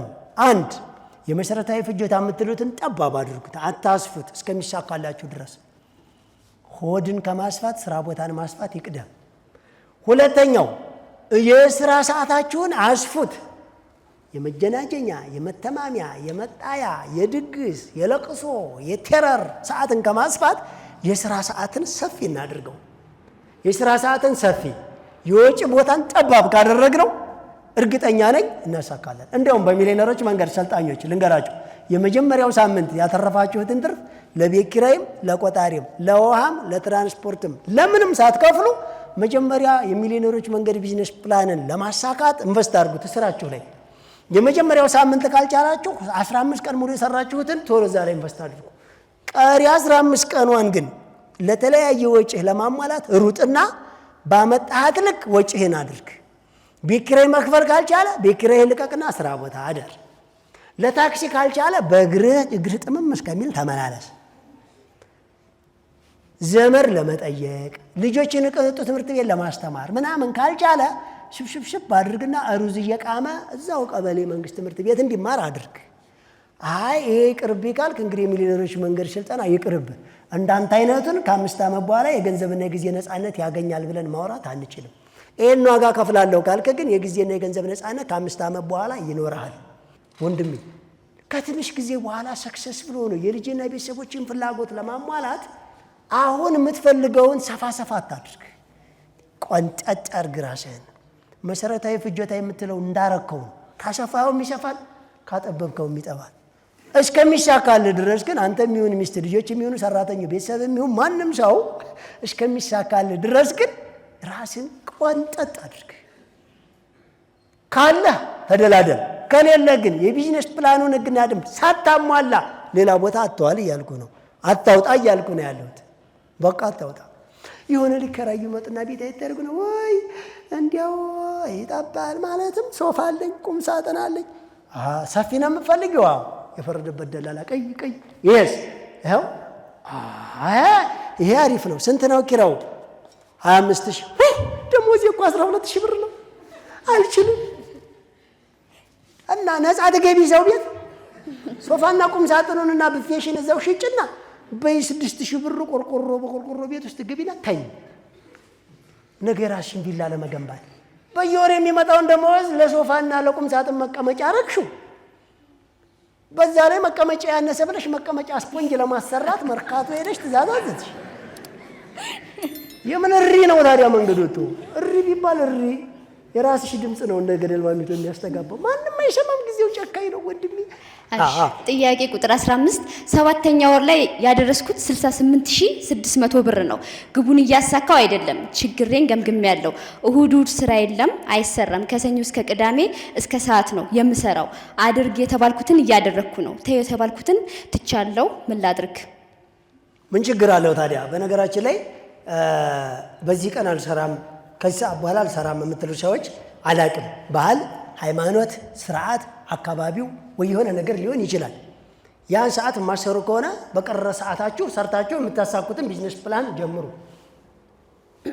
አያችሁ፣ የምትጀምሩ ቢዝነስ 7ቱንም ሳምንት ማነው 7ቱንም ቀን 30ውንም በወር በአመት 365 ቀን ካልተሰራ የማይሳካ ቢዝነስ ከሆነ እንግዲያው ሌላውን ህግና ደንብ ትተህ ሁሉንም ቀን ስራ። አይ እዛ ጋር በተቀመጠ ስኬጁል ልክ ወግህን፣ ባህልን፣ ሃይማኖትን ወይም ደግሞ አካባቢውን አከብራለሁ ግድ ነው ካልክ ከሱ ጋር ሊሄድ የሚችል ስራ መስራት እና ሌላ ቢዝነስ ቀይሮ አቺፍ ማድረግ ይቻላል አይቻልም? ይቻላል። በቃ ምን ችግር አለው? በነገራችን ላይ የኛም ቢዝነስ ፕላን ለማሳካት በሳምንት አንድ ቀንም እየሰራም ያሳካ ሰው አለ። አሁን ምሳሌ በ100 ብር የጀመረ ሰው አንድ ሰው 80 ሺህ ብር ደርሶ የሆነ የዛሬ 2 ወር ነው 1 ወር አካባቢ ላይ በሳምንት አንድ ቀን ብቻ ነው የሚሰራው። የሚገርማቸው እያሳካው ነው። በቃ ማለትም ያለ የሌለ ነገሮችን ስራውን እየሰራ ሃይማኖታዊ ስርዓቱን ምንንም እያስኬደ በዛች ሳምንት ለሚሰራት ነገር እያመቻቸ ነው። እሺ እግረ መንገዱን የሚቆየውና ሳምንት ገብቶ ሙሉ ከጧት እስከ ማታ አስተካክሎ ጨርሶ ከዛ ለማርኬት አቅርቦ በቃ እያሳካ ነበር። አሁን ቀስ እያለ ደግሞ እንግዲህ ጊዜ ሰራተኛ አስገብቷል። ይቻላል። የስራውን ባህሪ የአሰራሩን ሰዓትና ቦታ አቀያይሩት እናንተ። እኔ አንድ ነገር ልበላችሁ። ስራዬ ሻማ ማምረት ነበር። እኛ ሰፈር መብራት የለም አትበሉኝ። ያለ መብራት የሚመረት ስራ አቀይርም እንዴ? ለምንድነው ሆነ ቻሌንጅን አጋጥማችሁ ከባድ ሆነ የምትለኝ? በዚህ እንዲህ ነበር ማለት የፈለኩት ሰው ብቻ ነው። ያው በዚህ መንገድ ያው በዚህ አትሂድ፣ በዚህ ነበር መውጣት የፈለኩት በሩ ተዘግቷል። በቃ በዚህ በኩል ውጣ። አይ በዚህ በኩልም ተዘግቷል። ሲከፈት ጠብቀህ ውጣና በዛ ሰዓት የሚሰራ ስራ አስተካክል። መናነፍ አለ። ቀጥይ። ጥያቄ ቁጥር 16 ሰላም በላይ ሙርዴ ታይቶ ከመጥፋት ይሰውርህ። እንደዚህ አጓጉተህን እንዳትጠፋ አደራ። ሐሳብህን በጣም ይጠቅመናል። የምጠይቅ ጥያቄ ዓለም ላይ አይደለም አዲስ አበባ ውስጥ ብቻ ከ190% ነጋዴ አልኮልና ጫት ወዘተ የነዚህ ነጋዴ ነው። ለሀገራችን ከፍተኛ ገቢ ያላቸው በአንተ ፕሮግራም አያካትትም ያልከው ምክንያቱን ዘርዝርልን። ዝናብ ዘንቦ ማደሪያው ቆላ ነው። አቶ በላይ ሙርዴ የሚሊዮነሮች አንበሳ ነው።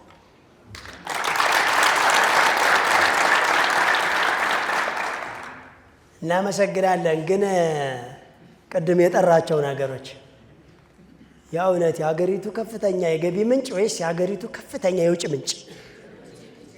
የሀገሪቱ ከፍተኛ የውጭ ምንጭ። ይቅርታ አድርጉልኝ፣ እኔ አንድ ነገር ልንገራችሁ። ስሙን አልጠራላችሁም። አንድ የሙያ ዘርፍ ልሰራ የጀመረች ልጅ ስትነግረኝ ይሄ ቢዝነስ ይደብራል አልኳት። ምን ነው አለች። አንድ ላንቺ የስራ እድል ተብሎ 100 ሰዎችን የስራ እድል ያጠፋል። ቆይ ሁሉ ነገር የስራ እድል ነው እንዴ? አሁን እኔ እዚህ ቆሜ እየተኮሱ እየገደሉ የሚከፈለኝ ቢሆን ለእኔ የስራ እድል ነው እንዴ? እንዴት ያለ ነገር ነው? አይደለም። እንደዚህ ብሎ የስራ እድል የለም። እንደዚህ ብሎ የገቢ እድል የለም። እነዚህ ጎጂ አስካሪና አደንዛዥ የሚባሉ ነገሮች በሙሉ የሚመረቱባቸው መሬቶች ስንዴ ማምረት አይችሉም እንዴ? ወተት ምርት ማምረት አይችሉም እንዴ? የሩዝ ምርት ማምረት አይችሉም እንዴ? የጁስ ምርት ማምረት አይችሉም እንዴ? እነዚያ ገቢ ምንጭ ይሆናሉ አይሆኑም? እዛ ውስጥ እዛ ፋብሪካ ላይ የሚሰሩ ሰዎች እዚህኛው ፋብሪካ ላይ መስራት ይቻላል አይቻልም? ያ ካምፓኒ የሚከፍለውን ግብር ይሄኛው መክፈል ይችላል አይችልም? ለዛውም ጉዳት ሳያመጣ። ወንድሜ ቅርታ አድርግልኝና ሰው መካከል ሲጋራ መለኮስ አይቻልም ተባለ። እንደውም ማጫሹ ራሱ ማጨስ ክልክል ነው ተብሎ ላው ላይ ተጽፎ ራሱ ህገወጥ ነው። ህጋዊ ህገወጥ አይገርም? ህጋዊ ህገወጥ ማጨስ ክልክል ነው፣ ግን ታጨሳለህ። ኧረ ወዴት እየሄድን ነው? ጤና ጥበቃ ሚኒስቴር በየዓመት የሳምባ ነቀርሳ በሽታ ነፃ ብሎ በቢሊየን ብር ከውጭ የሚለምነው ታዲያ እነኚህን ለምን የሚያጨሱትንና የሚያስጨሱትን ለምን አያቆማቸው? ምንድነው እጅ አዙር ሌላ ወጪ? አይተዋል ወንድሜ፣ ይሄ ገቢ ምንጭ ሳይሆን የውጭ ምንጭ ነው ራሱን ችሎ። የገቢ ምንጭ ካለ ኢንዳይሬክት ሳይሆን ዳይሬክት የውጭና የገቢ ምንጭ ለይች ምን ሆነ ነው? አየው ለምሳሌ የሆነ ሰዓት ላይ ሰውየውን ባላወራላችሁም ስለምታውቁ በቀልድም በቁም ነገርም የሚታወቀው ሰውዬ ሌብነት ስራ ነው፣ ከተያዘ ወንጀል ነው። ምን ማለት ነው? ስለዚህ ካልታየ ስራቅ ይሄ ኢንዳይሬክት ሌብነት ስራ ነው ተብሎ ይወራል ሲጀመር። እንዴ ምንድነው የሌብነት ስራ? ሌባን የሚጠብቅ ታዲያ ሀገር ፖሊስ ለምን አስፈለገ? ለአንድ ሌባ ስራ ተብሎ 10 ፖሊስ ደሞዝ ከከፈልን ኦሬዲ ገቢ ሳይሆን ኪሳራ ነው አይደል እንዴ? ሌላ አንድን ሌባ ሆድ ለመሙላት ተብሎ 5-6 ሰው በጩቤ ከተወጋ ይሄ ገቢ ምንጭ ነው፣ የወጪ ምንጭ ነው ለሀገሪቱ። እንደው ማክስ ጀነራል ሂሳብ ሰሩ።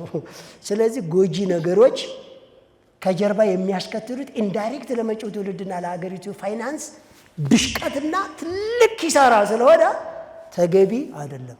እንደውም ወደ ውጭ ሰው የሚልኩ ኤጀንሲዎች ራሱ የገቢ ምንጭ መባል የለባቸውም፣ የወጪ ምንጭ ናቸው። 24 ዓመት ያሳደግነውን ወጣት 24 ሰዓት በሚመረት ዕቃ ለውጠው ሸጠውብናል። ከስረናል። ኪሳራ ነው። እኔ አንድን ግለሰብና ድርጅት ኪስ ለመሙላት ተብሎ የምንከፍለው ዋጋ ዛጋ ከባድ ነው። ማምረት የሚችልን ወጣት መሸጥ አያወጣም። ስለዚህ ስራ ዕድል ነው ተብሎ ልክስክስ ያለ ስራ ዕድል የለም። አስካሪ፣ አደንዛዥ፣ ጎጂ፣ ቁማር ምናምን ሲጀመር ቢዝነስ አይደለም። ትውልድ እየገደለ ነው ያለው። እልቅስ የግብርና ሚኒስቴር ስራ እየሰራው ነው ካለ የጫትንና የትንባሆን እርሻ ልማት በወተት፣ በስንዴ፣ በሩዝ፣ በማንጎና በፓፓያ እንዲሸፈን ለአርሶ አደሮች ካሳ ሰጥቶ ሙቪ ያስደርግልን። እልቅስ ለሀገር ካሰበ ማለት ነው። ይሄ ነው የሚያዋጣው። ገብታችኋል? እልቅስ የሳምባ ነቀርሳ ሕክምና ቲቪ ነፃ ከምንባል የምንጠጣና ጉበት የምንጨርስ የምናጨስና ሳምባ የምንጨርስ ሰዎችን ያስቆመን ነፃ ሕክምና ይቀርብን ማለት ነው። ገብቷቸዋል? HIV ቫይረስ መድኃኒት ነፃ ትሪትመንትና ሕክምና ከምንሰጥ ዝሙትና ቫይረስን የሚያበረታቱን የዳንኪራና የዝሙት ኤሪያዎችን ያውድምልን። እልቅስ ነፃ ትሪትመንት አይደለም የሚያዋጣው እንደ ሀገርም እንደ ትውልድም። የአጉል ዲሞክራሲ የሚባል ቁማር እሱ አይደለም። የአንዳንድ ሰዎች ሌጋሊቲ የተጻፈውን ይዙና የሚከራከረዋል። እሱም ማን የልንገራቸው እኮ እንደዛማ ከሆነ እኛ ድርጅት አንድ ህግ ጥሰዋል። ምን በሉኝ?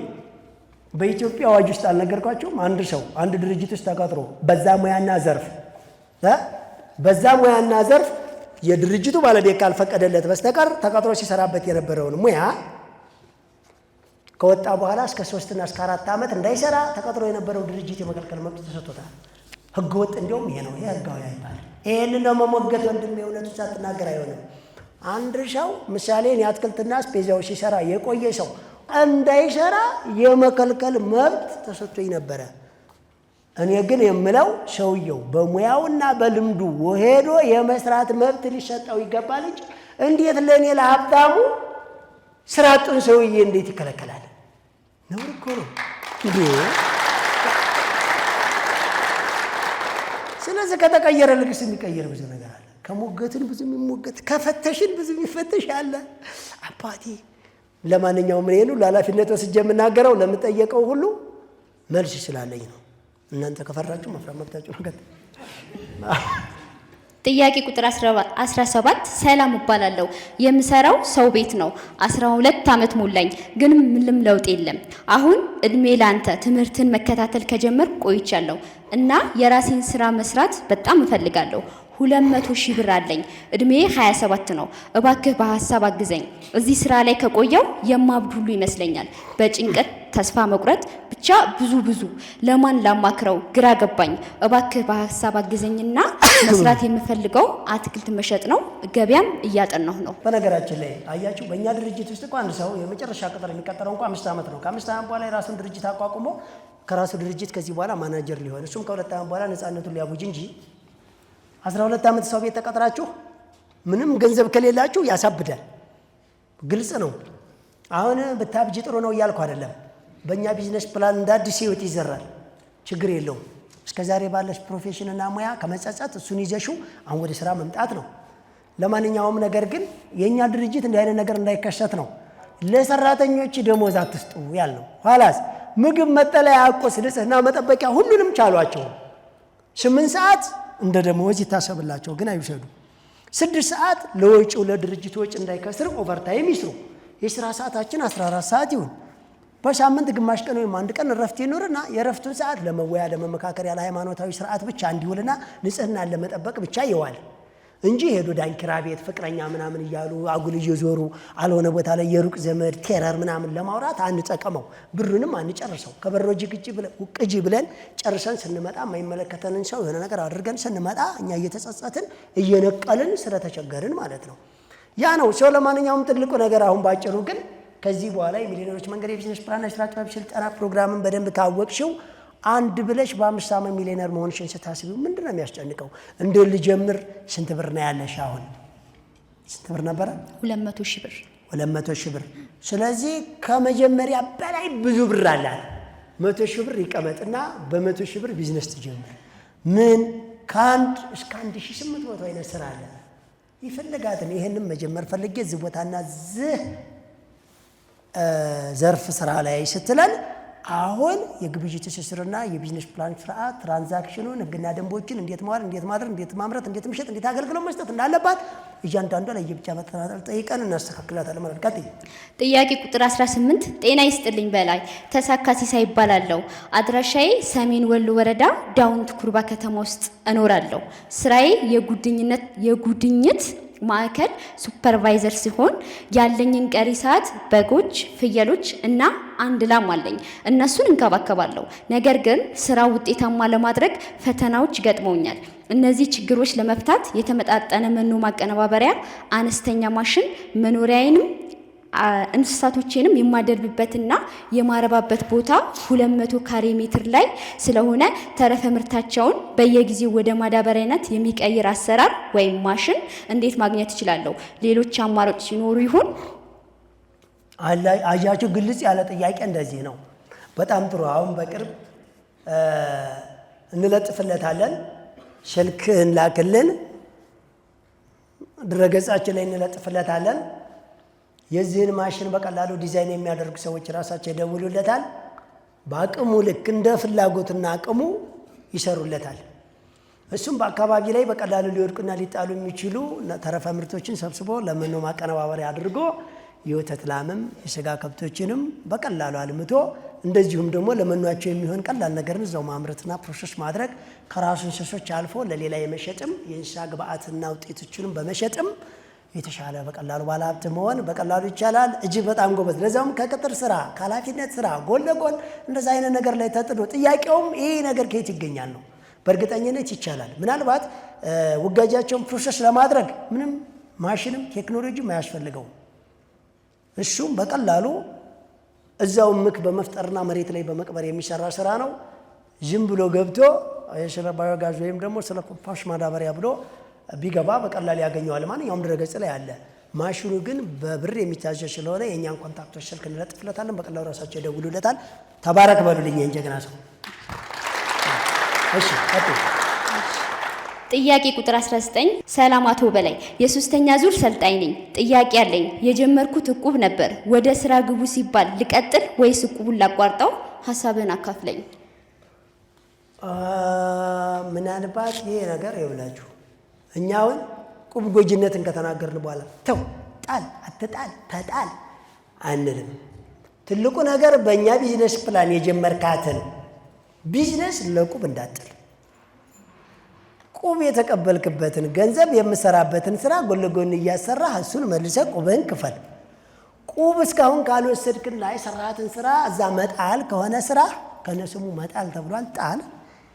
በእኛ ቢዝነስ ፕላን የጀመርካትን ካፒታል ግን ለቁብ እጅህን እንዳትሰነዝር እንዳትነካ። ያገኘውን ትርፍ ራሱ ላይ ሪሳይክል እያደረገ ማስፋፋት ብቻ ነው የሚፈቀደው። ቀጥይ። ጥያቄ ቁጥር 20 ሰላም አቶ በላይ እድሜና ጤና ይስጥህ። የ3ኛ ዙር ሰልጣኝ ነኝ። ስልጠናውን በዩቲዩብ በየሳምንቱ እከታተላለሁ። ስራ ጀምሬያለሁ። ነገር ግን የተከራየሁት አካባቢ አብዛኛውን ጊዜ የሚሸጡት ነገሮች ሲጋራ የመሳሰሉት ነው የምሰራው ሸቀጥ ነው። ቤት ልቀይር ወይስ ምን ትመክረኛለህ? ስለመልስህ አመሰግናለሁ። ቀደም እንደነገርኳችሁ ነው። በነገራችን ላይ ቻሌንጅ የሚያደርጋችሁን ነገር ወይ ቻሌንጅ አድርጉት ራሳችሁ፣ ወይ የተከለከሉና በእኛ የማይበረታቱ እንደዛ አንዳንድ ነገሮችን ደግሞ በሌላ ነገር ቀይሯቸው። ካልጠፋ 1800 ስራ ምን አዳረቀ? ከማይመች እዚያ አካባቢ ላይ ከማይፈለግ እኛ ጎጂ ነው ካልነው ስራ ጋር መጋፈጥም አያስፈልግም። በቃ ነፍኮ ነው የስራ አይነት ሞልቷል። ስለዚህ ዲዛይን አድርግና ቶሎ ቀይረ በዚያው ስራ ቦታና በዚያው ቢዝነስ ፕላን ቀጥል። ሰዓት ከሆነ ሰዓቱን ማሻሻል። ያ ኤሪያ እጅግ በጣም አስቸጋሪና ከአንተ ስነ ምግባርና ከሚሊዮኖች መንገድ አቅጣጫ ጋር የማይሄድ ከሆነ የተሻለ ነገር ስለሞላ ሙቭ አድርገህ በሌላው እንቅስቃሴ መቀጠል ነው። እሺ ሌላ ጥያቄ ቁጥር 21 ሰላም አቶ በላይ 3ኛ ዙር ተመዝጋቢ ነኝ። የተመዘገብኩት በግ ማድለብ ሲሆን ለስራዬ እንቅፋት የሆነብኝ የመኖ መወደድ ፈተና ሆነብኝ። ምን ትለኛለህ? 1 ኪሎ አኩሪ አተር 73 ብር ነው። መፍትሄ ካለው መንገዱን ብታሳየኝ አመሰግናለሁ። እጅግ በጣም ጥሩ። እንደዚህ አይነት የፕሮፌሽን ስልጠናና ስለ አንድ አይተም ለማጥናት ምናልባት ራሳቸው በት ብትሉ ይሻላል። ለማንኛውም አንዳንድ እንደዚህ አይነት ነገሮች ትንሽ ያስቸግራሉ። ለምሳሌ አንዳንድ ነገር በላቸው። አንዳንድ አካባቢ ላይ ከግብርና ምርት የሚያመርቱ ሰዎች ያ ምርት ኤክስፖርት የሚደረግ ብቻ ሊሆን ይችላል እና እንግዲህ ምናልባት ከአግሪመንት ከአዋጅ ጋር ከመንግስት መዋቅር ከተለያየ ነገሮች ጋር ይቀጣጠልና አሁን እንደሚፈጠረው እዛ መካከለኛው ምስራቅ ወይም ምዕራባውያኖች ካለው ችግር ጋር ያ ነገር ምሳሌ ቆዳና ሌጦ የሚነግዱ ሰዎች ከዛሬ 5 ነው 6 ዓመት በፊት ይመስለኛል ቆዳ ቢወደድ በሬህን ረድ ይባል ነበር ከነተረቱ። ማለትም አንድ በጋርደን እንቸኩል ነበር። የሚገርማችሁ ከመወደዱ የተነሳ አንጋር ያለው ከመዞሩ የመጣ ማለት ነው። አሁን ደግሞ ጥለን እየሰፈሩ አፍንጫችን አፍነን የሳይነስና የጉንፋን ምክንያት ሆነዋል። የትም ተጥለው እዛ የሚገዙ ቻይናዎች ወይ ጃፓን ስላቆሙ እኛ የቆዳ ውጤቶችን ወደ ቢዝነስ መቀየር አቅቶን ማለት ነው። እንደዛ አይነት ነገሮች ወደ ውጭ የሚላኩ ወይም በሆነ አዋጅ ጋር የተያያዙ ቢዝነሶችን መጀመሪያ እዛ ጥገኛ ትሆኑ እንደ ጥገኛትን የሆነ አዋጅ ጥገኛ የሆነ ቢዝነስ አትጀምሩ። ራሳችሁ ፕሮሰስ ልታደርጉ ልትመገቡት፣ ልትሸጡት፣ ወደ ሌላ ማቴሪያል ልትቀይሩት የምትችሉትን ነገር ማምረትም አገልግሎት መስጠትም ቻሉ። ካልሆነና የዚህ ሰለባና ተጠቂ ከሆናችሁ ግን እጃችሁ ላይ ያለ ነገር ቶሎ ወደ ሌላ ግብአት ለመቀየር ሁሉንም አይነት አቅጣጫ ሞክሩ። መፍትሄ ይኖረዋል። እሺ ቀጥይ። ጥያቄ ቁጥር 22 ሰላም በላይ ወንድሜ፣ ለምታደርገው መልካምነት በሙሉ ፈጣሪ ይክፈልህ። የእኔ ጥያቄ በሰራተኛ አያያዝ ዙሪያ ነው። አንደኛ ሰራተኛ ማስገባት ያለብኝ መቼ ነው? ሁለተኛ ሰራተኛ ልክ እንደራሱ ንብረት አድርጎ ደስተኛና ንቁ ሆኖ እንዲሰራ ምን ማድረግ አለብኝ? ሂሳብ ሲሰራ ትዕዛዝ ሲታዘዝ ውስጣቸው የደስተኝነት ስሜት አይታይም። ጥሩ። በነገራችን ላይ ሰራተኛን ታማኝ ወታደር ለማድረግ በቢዝነሳችሁ ላይ አንድ ሙሉ የሚሰጡትን አገልግሎት አትደብቋቸው። ትርፍም ካለ ትርፉን፣ ኪሳራም ካለ ኪሳራውን ይወቁ። ሌላ የምትገዙበትን ወይም የምትሸጡበትን የምታመርቱበትን ወይም አገልግሎት የምትሰጡበትን ነገር ሁሉ ሚስጥር አታርጉባቸው። ሲቀጥል በየቀን የ20 ወይ የ10 ደቂቃ ሚቲንግ ወይም ስብሰባ ይኑራችሁ። ጎበዙን ልክ ነህ፣ ያጠፋውን አርም በማለት ሌላ አስቸጋሪና ወደ ሌላ ነገር የሚበጠብጥ ሁልጊዜ እናንተ ህድ ሲሉ በአሜት የሚጠመድ ነገሮችን የሚደባብቅና ግልጸኝነት የጎደለው ሰራተኛ ካለ እሱ ለድርጅታችሁ ካንሰር ነው፣ የማይዳን በሽታ። ቶሎ አሰግዱና ሌላ ሰው መፈላለግ ላይ በፍጥነት ተኩ። ጎበዝና ትንሽ የተሻለ የሚባለውን ለሞዴል ያክል የተሻለ ነገር አድርጉለትና ቶሎ ወደፊት እንዲበራ አድርጉት። ለምን? እሱን ካዩ ሌሎች ሁሉ ሞዴል ይሆናሉ። ሁሉም እየሮጡ መምጣት ከቻሉ ደግሞ ለሁሉም የተሻለ ነገር ማድረግ አቅም ይኖራቸዋል። ማለትም ሰው ወደፊት እየገሰገሰ መጣ ማለት ድርጅታቸውና ህግና ደንባቸውን ገንብተዋል ማለት ነው። ድርጅታቸውና ህግና ደንባቸው ተገነባ ማለት ደግሞ አትርፋቸዋል ማለት ነው። ካተረፋችሁ ደግሞ ሰራተኞቻችሁን ትርፉን ለማካፈልና ለመስጠት የራሳቸውን ቢዝነስ እንዲጀምሩ ለማድረግ ወይ ለመሸለም አትቸገሩም ማለት ነው። ምሳሌ እኛ ድርጅት ለሰራተኞቹ ለመሸለም 1.5 ሚሊዮን ብር አውጥቶ ለመዳር ትልቅ ማርኬት ለመክፈት በቀን 4 ጊዜ ለመመገብ በዓል ሲመጣ በሬ ለማረድ አልተቸገረም። ለምን? ድርጅቱን በስነ ስርዓት ገንብተው ትርፋማ ስላደረጉት። ድርጅቱን በስነ ስርዓት ገንብተው ትርፋማ ሊያደርጉ የቻሉት ደግሞ በየቀን ግምገማና ህግና ደንብ መከበር ላይ ወደ ኋላ ስለማንል አጉል ሽፍንፍን የሚባል ነገር ስለማይመቸን ማታ የነሱን ሀሳብ ሳናዳምጥ ስለማንተኛ እኛ የበላነው እንጀራ ስለሚበሉ እኛ የምናድርበት ስለሚያድሩ እኛ ድሮ የኖርነውን ስለሚኖሩ እያንዳንዱ ያመጣነውን ለውጥ ወይም ነውጥ ስለሚያውቁ እኩል ስሜቱን ስለምንጋራ ችግራቸውን ስለምናወራቸው ካሉባሌ ቦታ ስለምንከለክል ስልክ እንደፈለገ ስላልሰጠናቸው እፈለጋቸው ቦታ ሂድና ዋልናና ለቅሶ ሰው ሞቷል፣ ቀበር፣ ሰርግ፣ ዳንኪራ ሂድ ስለማንለው ሰብስበን ጉያችን ስላደረግ ነው። እንደዛ አድርገህ ቤተሰባዊ ስሜት ጫንበት። መወለድ ሞኝ ነው፣ ዋናው መግባባት ነው ይባላል። ግልጽ ነው አይደል? እንደዛ አይነት ነገር የምትከታተሉ ሰው። ጥያቄ ቁጥር 23 አቶ በላይ ጉድ ሆኛለሁ። የምሰራው ካልሲና ሊስትሮ ነው። ከባህር ዳር ጋይንት 100 ኬፕ አስልኬ አልሸጣለ። ምን ይሻላል? መፍትሄውን ንገረኝ። 100 ምን ኬፕ? ኮፍያ ነው። ኬፕ እንግሊዘኛ ነው። ኮፍያ ባርኔጣ አልሸጣለው ገዝቶ ነው አምርቶ። ለምንድን ነው አልሸጥ ያለው? ምን አገባውና ነው አልሸጥ የሚለው? ሻጩ እሱ አይደል እንዴ? ቻይናዎች ይሄ ቃል ሸጥልኝም ካለ አንተ እኮ ነው የሚሸጠው ይለዋል። ማን ነው የሚሸጠው? ሻጩ እኮ ነው የሚሸጠው። እንዴ ኮፍያው አልሸጥ ይላል። አልሸጥ ማለት አይደል? እኔ የሚባለው አልሸጥ አልኩ ነው። አልሸጥ አልኩ ወይ ቆንጥጠኝ ወይ ግረፈኝ ወይ ገስጸኝ። ኮፍያው አልሸጥ እኔ ኮፍያውን ማውሪያ ቋንቋ አልችልም፣ ጨርቀኛ ቋንቋ አልችልም። አንተን አልሸጥ ያልከው ሽጥ። ትሸጣታለህ። ቀጥይ። ጥያቄ ቁጥር 24 መጠነኛና ሰፋ ያለች የአትክልትና አስቤዛ ለመክፈት የነበረችውን ለማስፋፋት አቅጄ እየተንቀሳቀስኩ ነው። የተቀመጠ ሰነድ ካላችሁ የሚያግዘኝ ነገር ማወቅ ያለብኝን ነገር ምርቶች በስፋት ሲሰራ ከየትና እንዴት ማቅረብ እንዳለብኝ ምክረ ሀሳብ እፈልጋለሁ። አነስ ያለች አትክልትና አስቤዛ ቦታ ካለች ከፍ ለማድረግና ለማስፋፋት ከፈለግ ለመጀመሪያ ጊዜ ከየት አካባቢ ምንጫቸው እንደሆነ እንዴት እንደሚሸጥ እንዴት እንደሚገዛ ሲጓጓዙና ሲሸጡ አርቲፊሻል ስም አላቸው፣ ብራንድ አላቸው፣ የሚሸወዳላቸው ልጥፍና ኦሪጂናሉ ምንድነው መቼና እንዴት ነው የሚገበየው? ለምሳሌ አንድ አትክልት ተራ ጋርመንት ሄዳችሁ ማለዳ 11 ሰዓት የተቆረጠው ዋጋ እዛው ሆነ 11 ሰዓት የተቆረጠው ዋጋ እስከ ማለዳው 1 ሰዓት ድረስ እዛው ብትቆዩ ወይ ጨምሯል ወይ ቀንሷል። ሊጨምርና ሊቀንስ የሚችልበት ምን ሲሆን ነው? እቃ ቶሎ ሲወጣ ወይስ ምርት በጣም ከገባ ወይስ የኳሊቲ ችግር ካለ ወይስ ነጋዴዎች ከርቃ ከገቡ በምንድን ነው ሊለይ የሚችለው? ነጋዴ፣ ደላላ ወይስ ወዛደር ይሄን ሊያውቅ የሚችለው? ይሄ ማጥናት ቆመ ቼክ ማድረግ መለማመድ ግዴታ ነው። ሌላ በማንኛው ትራንስፖርት ሲሄድ ነው የተሻለ ነገር የሚሆነው? ሌላ እቃ በመጓጓዝ ሰዓት ሊጎዳ የሚችለው ምን ላይ ሲጫንና እንዴት ሲጫን ነው? ሌላው ደግሞ እኔ እዛ ጋር አሻሻጭ እንዴት ነው? ፀሐይ ይመታዋል አይመታውም? የሚሸጠው በሰራተኛ ነው ወይስ በራሴ ነው? የደንበኞች አያያዝስ ምን ይመስላል? ዱቤ እሰጣለሁ? ኪሎግራም እመርቃለሁ? ምርቱ ዝም ብሎ ያላግባብ ሲነካካ ማንም ሲመርጠውና ኮንታሚኔሽን ቫይረስ ምናምን ሲያጋቡበት ሲበላሽ ሲጠቁር ሲበሰብስ ዝም ብዬ ይሆን? እያንዳንዱ ነገር የኪሎግራም ህግ አልገባኝም። አድሮ የሚቀንስና የማይቀንስ ሽንኩርት ወይም ድንች ወይም ዘይቶችን ለይቻለሁ። ነገና ዛሬ መቼ ነው መርካቶ ቃል ሊገባ የሚችለው? ጫኝና ወራጅ ያላግባብ በልቶኝ ይሆን? ትራንስፖርት ጠዋት ነው ማለዳ ሲሄድ ስልኬን ልብሴን ብሬን እቀማ ይሆን? መወጋትም አለ እኮ። እንደዚህ አይነት ጥንቃቄ ሲሸጡስ በሞባይል ባንኪንግ አርቲፊሻል የሆነ ኤዲት የተደረገ ነገር አንዳንድ ቦታ ላይ እንካ ገብታል ስትባል አራራ ችግር የለም ሂድ እንደዛ የሚባል ሰው እኛ ጋር ይመጣና ውዴ ይኸው ገብቷል፣ እሺ እቃውን አውጪ። ቆይታይ እንዲህ አታምኝም? እንዲህ ማመን አይሰራም። እኛ ጋር የሚታመን ሃይማኖት ብቻ ነው፣ እግዚአብሔር ነው። ሻው በመረጃና በማስረጃ ነው መንቀሳቀስ ያለበት። ለማንኛውም ግን ብዙ ሰዎች ለማስፋፋት ድርጅታቸውን የሚቸገሩት ወይ ሂሳብ አይሰሩም ወይ አይጠነቀቁም ወይ ሲገዙ አያውቁም። ብቻ ብዙ ችግር አለ። እነሱ የሚፈልጉት ከነ ፕሮቶኮላቸው ከረፈደ ሄደው የሆነ ጭቃ ገዝተው ከዛ ቁጭ ያደርጋሉ።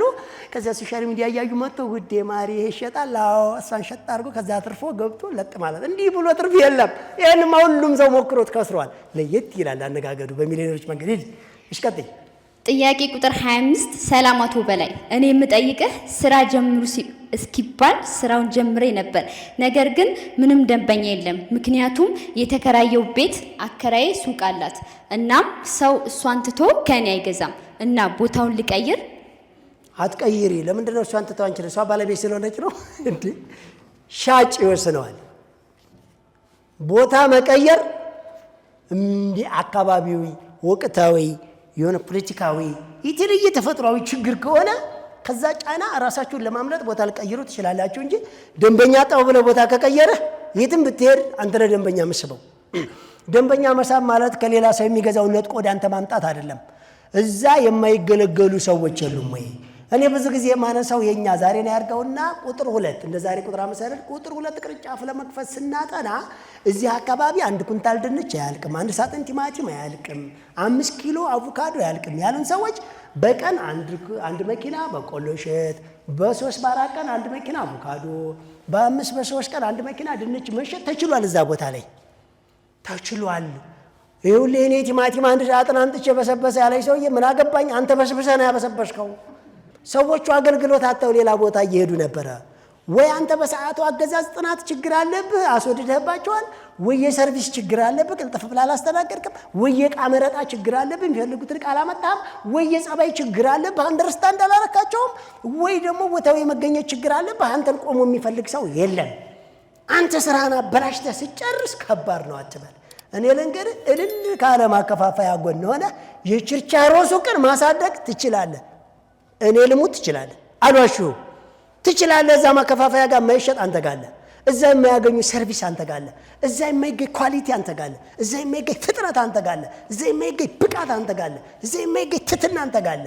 አየህ፣ ይህን ጊዜ ቢመጣ እቃህን እንኳ 2 ጁስ ከነማሸጊያው ቁጭ አድርጋ አቧራ ይቦልበታል፣ ከላይ ሸረሪት ይጨፍራል፣ ውጭ ላይ ሶፍት ምናምን ተጥሏል፣ አግዳሚ ላይ ሰዎች ተቀምጠዋል፣ የጧት ፀሐይ ይለጠልጠዋል፣ ሰፈሩን አላጸዳም። አንተ ፊትን ዘብዝፈና የምትለው እንደውም ጥላው ሶሻል ሚዲያ ታያለ ወይ ጎረቤት ጋር ሄደ ቁጭ ብለሃል። ይሄን ችግር አስተካክል ወይም ማስተካክል ይቲ እንዴት ማርኬት እንደማይመጣ ታያለሽ። የኛ ደንበኛ እኮ 3 ደንበኛ ነበር የመጀመሪያ ቀን የኛ ሱቅ፣ አሁን 100,000 ደንበኛ አለው። ችግር መፍትሄም አንተዎች ላይ ነው። አንተው እንደፈራም ሰው ቀጥይ። ጥያቄ ቁጥር 26 አንድ ሰው ስራ ለመጀመር ሲያጠናና ሲያዘጋጅ አካባቢ ሲመጥ ለምርቱ አቅራቢ ነው ቅርብ መሆን ያለበት ወይስ ለገዢው? ምክንያቱም አሁን ባለው ፈተና ከአዲስ አበባ ውጭ ያሉ ክልሎች ሆነ ትንንሽ ከተሞች ዋስትና የላቸውም።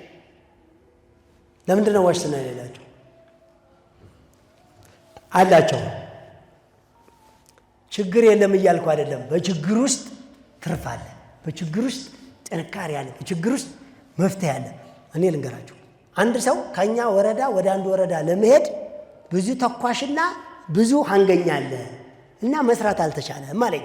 ይኸውልህ ወንድሜ፣ ከአንድ ወረዳ ወደ አንድ ወረዳ የማይሄድ ቢዝነስ ስራ አልኩት። ልክ ነኝ አይደለሁ?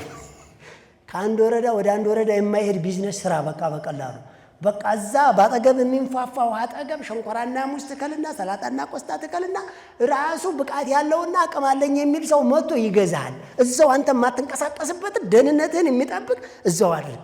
ይኸውልህ ከቻልክ ፍሬሹን ካልቻልክ ፕሮሰስ አድርገህ በተለያየ ነገር አድርገህ አሽገህ የሚሸጥ ነገር ልክ ሰላም ሲሆን ራሱ መጥቶ የሚገዛ ሰው ስለሚፈጠር አድቨርታይዝ የቲክቶክ ላይ ወጥተህ ድድህን ከምታሰጣ ዳሌ ከምታይ በፖለቲካ ከምትጨቃጨቅ ለቅሶ ከምለጥፍ ማርኬትን አስተዋውቅ። የተሻለ ነገር እኔ አለ ይበል። ትችላለህ መላለ በቃ ከባድ ነው አትበል። ከባድ ነው ከምትል እዚያው አካባቢ የሆነ ነገር ክሪኤት አድርግ። ምን አካባቢ ላይ ብዙ ነገር አለ። ይሄን ጊዜ ሻው ይፈልገዋል፣ ሻው ይመርጠዋል። ሻው ያንን ነገር አንተ ጋር መጥቶ መውሰድ የሚችል አለ። አንተ መንቀሳቀስ የማትችለው ኢንፎርሜሽን ስለሌለ፣ አቅም ስለሌለ፣ መኪና ስለሌለ፣ ጋርድ ስለሌለ ሊሆን ይችላል። ግን የሆነ አገልግሎት ከሰጠህ እሱን ፍለጋ አቅም ያለው ሻው አንተ ጋር ይመጣል። በባለፈ ጎንደር አውራምባ ማህበረሰብ ጋር እንደሄዱ አይታችሁ ከሆነ ትልልቅ ማኑፋክቸሪንጎች አሉና አያችሁ፣ እነሱ መንቀሳቀስ ባይችሉ ሄደው የሚገዛቸው አቅምና ብቃት ያለው ሰው ግን ሄዶ ይገዛል። ፕሮሰሱ ስራው አልቆመም። የሥራ ልምድ የሥራ ሱስ ያለበት ሰው ምንም ቢፈጥርበት አይቆምም። ለምን ብትል እሱ መሄድ ቢያቅተው መጥቶ የሚገዛውን ሰው ይፈጥራል ማለት ነው። አገልግሎት ከቆመ ግን ምክንያት አትፍጠር እኮ ነው የምልህ። ከዛ ጋር ለመሄድ ዝግ ከሆነብህ እዚህ ቤት ውስጥ የሚሰራ ስራ ፍጠር። አልሰማችሁም? እንደኛ እኮ ሰሞኑን ማረሚያ ቤቶች እኮ ያው ስልጠና ጀመርን። ታራሚ ቁጭ ብሎ መዋል የለበትም። እየሰራ ሙያ ሀብት ማፍራት አለበት። አእምሮውን ሪፍሬሽ ማድረግ አለበት። መጨነቅ የለበትም። አንዱ እንዲያውም ድረገጻቸው ላይ ገብቶ አይቶ እንዲህ አለ፣ ስራ ትታችሁ ፖለቲካ ጀመራችሁ እንዴ? አይ ከፌደራል ማረሚያ ቤቶች ጋር በጋራ ለመስራት የተስማማችሁበትን ሊስት ሳይ ነው አለ። ኧረ እባክህ ታዲያ አንተ እንጀራ እየፈተፈተ የምትሄደው ፖለቲካ ነው ማለት ነው? ዘመድክንም ጠይቀው ሄደ እንዴ? እዚያ የታሰረ የተዘጋበትን የተጨነቀን ዜጋ ሄደ ሰርቶ እንዲበላ እንዳይጨነቅ ዱካክ የስነ ልቦና ችግር የማህበራዊ ፖለቲካዊ ቀውስ በላው ላይ እንዳይደርስ እዛ ሙያና ስራ ለምዶ ሀብት አካብቶ ሲወጣ ቤተሰቡንና አገሩን እንዲታደግ ማድረግ ፖለቲካ ነው እንዴ? ነው ወይ ሰብአዊነት ነው? ይሄ ሰብአዊነት ነው። ምን ሆናችሁ ነው? ስለዚህ እኛ እዛ እስር ቤት እንኳን የተዘጋበትን ሰው እንዴት ባለ ሀብትና የተሻለ ዜጋ እንደሚሆን ለመስራት እዛ ገብተን ኢንቨስት እያደረግን ነው። አይደለም አንተ ነፃነት ያለ ሰውዬ ካልተመቸ አድራሻ መቀየር፣ ካልተመቸ ስራ መቀየር፣ ካልተመቸ እዛው አካባቢ የሆነ ነገር አገልግሎት መስጠት ወይ ማምረት እየቻልክ ከባድ ነው አትበል ነው። እሺ ባጭሩ። እሺ ቀጥል። ጥያቄ ቁጥር 27 እኔ ጤፍ መነገድ ነበር የምፈልገው። ነገር ግን ጤፍ ከገጠር ገብቶ ለማምጣት ከባድ ነው። የጸጥታ ችግር አትክልት መነገድ ፈልጌ ነበር። የከበደኝ ነገር እኔ ባንክ ጥበቃ ሰራለሁ። 10 ቀን በወር ሰርቼ 20 ቀን ረፍታለኝ። ስራ ስገባ 10 ቀን አትክልትና ሱቅ ዝግ ሊሆንብኝ ነው። ምን ትመክረኛለህ አቶ በላይ? እርዳኝ ከሸዋሮቢት። በጣም ጥሩ። ይኸውላችሁ 20 ቀን ተዘግቶ 10 ቀን ብቻ የሚሰራ ቢዝነስ መጀመር ይቻላል። እሺ ቀን ተዘግቶ ማታ ስመጡ ብቻ የሚሰራ ቢዝነስ መጀመር ይቻላል። 20 ቀን ስራ ካለ 10 ቀን ከሆነ ፍሪደምህ 5 ቀን የሚከፈት ሱቅ አይሆንም። ስትመጣ አይጥረብቶበት ነው የምታገኘው። ወይ የቦሽዶ ነው ወይ ሞቆ ነው የምታገኘው ወይ ዝጎ ነው የምታገኘው። ስለዚህ ሱቅ ሳይሆን የሆነ አገልግሎት በአየር ላይ ሊሰሩ የሚችሉ ወይም የሚመረቱ ነገሮች አንተ ስትመጣ ብቻ አምርተህ የምትሰጣቸው የተለያዩ ነገሮች ምሳሌ አሁን እንደ ልብስ ጥገና፣ ስፌት ምናምን፣ ኮርኒስ፣ ቦርሳ፣ ማዳበሪያ መስራት፣ ቢጃማ መስራት፣ ወይ ጫማ ስፌት፣ ወይ ሻማ የሚያመርቱ ወይ ጧፍና ሌላ ነገር ሊጠቀልሉ የሚችሉ ሰዎች እንደ ለምሳሌ ያክል ነው የምላቸው። እንደዚህ የከብት መኖ የሚያቀነባብሩ፣ ባልትና ቤታቸው እያሸጉ አቀነባብረው የሚሸጡ፣ ጥሬ ዕቃን የሚያዘዋውሩ፣ የተለያየ ዲዛይን የሚያወጡ፣ የእንጨት ውጤቶችን የሚገጣጥሙ፣ መበየጃ ነገሮችን ገጣጥመው ትንንሽ ወንበሮችን የሚሸጡ የሆነ የተለያየ ነገር የሚያደርጉ ሰዎች አሁን በቃ ሄድ ካሉ አይበላሽም አይደለ? አይበላሽም። እሱ እኮ ቢዝነስ ነው፣ ቆንጆ ቢዝነስ ነው። ምንም ችግር የለበትም። እንዳታስብ። ይህ አይደለም ችግሩ ነው የምልሽ። ይቀጥል። ሌላ ጥያቄ ቁጥር 28 ከጥያቄው ጋር አያይዞ ኢንፎርሜሽን ልኳል። ጥያቄው ስራዬ የተዘጋጁ ሰዎችን መሸጥ ነው። ወደ 5 ቅርንጫፍ አለኝ እና እኔ የቸገረኝ ወጪና ገቢ መቆጣጠር አቃተኝ። የጀመርኩት በ2005 ዓመተ ምህረት በ50 ሺህ ብር ነው የጀመርኩት። አሁን ጥሩ ቦታ ደርሻለሁ። ችግሬ ፋይናንስ ነው። ይህንን ትፈታልኝ እጠይቃለሁ። በጣም ጥሩ። እንኳን አደግ፣ እንኳን በረታ፣ እንኳን ቅርንጫፍ ከፈተ፣ እንኳን በሱፍ ሽክ አረከን። ያን ጊዜ እኔም ካንተ ይሆናል የገዛሁት። ለማንኛውም ግን ማኔጅመንት የምትቸገሩ ሰዎች እኔ አንዳንድ ጊዜ ማለት ነው ምግቡ መጥቶ ትሪ እንደማጣት ወይም ደግሞ ትሪውም ምግቡ መጥቶ እንዴት አድርጎ ለመብላት እንደመቸገር ነው።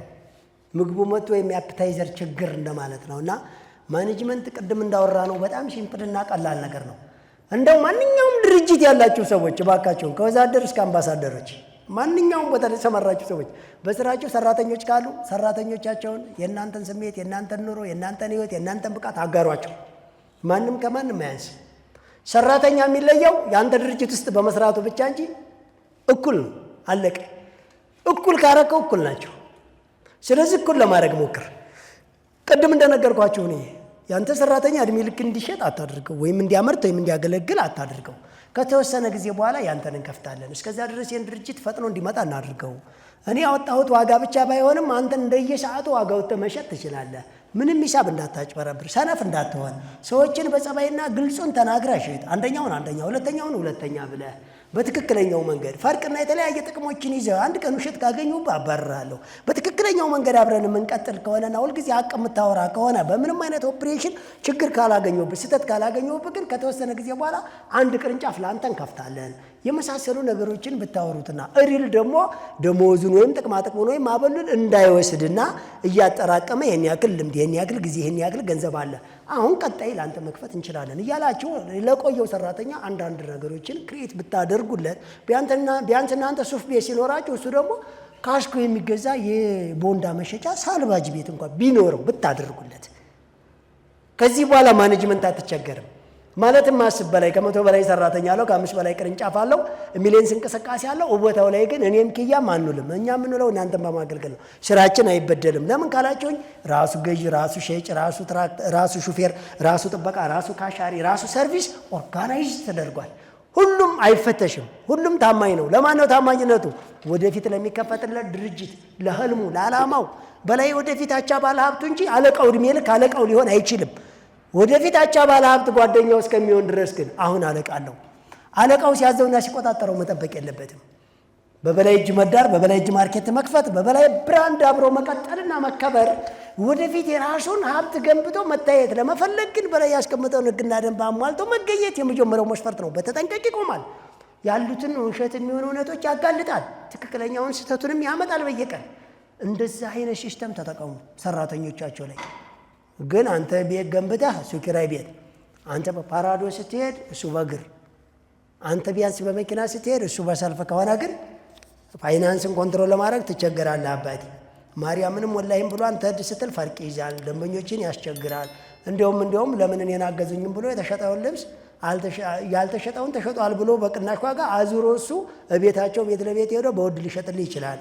እንዲያውም ትንሽ ችላ ካልክ አንድ ሁለቱን ልብስ አልገባም ብሎ ድርቅ ብሎ ሊሸውድ ይችላል። ማለትም ቡና መግዣ የለውም፣ የቤት ኪራይ የለውም፣ ደሞዙን ሲያጠፋ ዝም አልከው። እንዴት ይሁን እሱ? እንዴት አይሰርቅህ? ሰራተኞቻቸውን ለመለወጥ የማትቸገሩ ሰዎች መቼም ቢሆን ፋይናንስ ነፃነት አታገኙም። አንተ ተወው እያለህ የተቸገርከው የሞት ዕለት እኮ ከበው ነው የሚዘርፉ። ሚስትና ልጆችንም አድራሻቸውን አጥፍተው ሊሸጡትም ይችላሉ። ተጠንቀቅ። ስለዚህ ከወዲህ ሰራተኞችን ሀብታም አድርግ ነው የምለው። እሺ ቀጥይ። ጥያቄ ቁጥር 29 እና የመጨረሻው በላይ የተባረክ ሰው 3ኛ ዙር ሰልጣኝ ነኝ። የተመዘገብኩት በግብርናና በማድለብ ነው። በላይ የመኖ ማቀነባበሪያ ማሽን አለኝ ብለሃል። ስንት ነው ዋጋውስ? የምን ማሽን? የመኖ ማቀነባበሪያ። በጣም ጥሩ። እሱንም እኛ አይደለንም ዋጋ የምናወጣው፣ እየሰሩ ያሉ ፓርትነር ድርጅታችን ስልኩ አለ አይደለ? ስልኩን ወስደን እዛ ላይ ስንለጥፍ ራሳቸው ይደውሉላችኋል። ለራሳችሁ ዋጋ መደራደር ትችላላችሁ።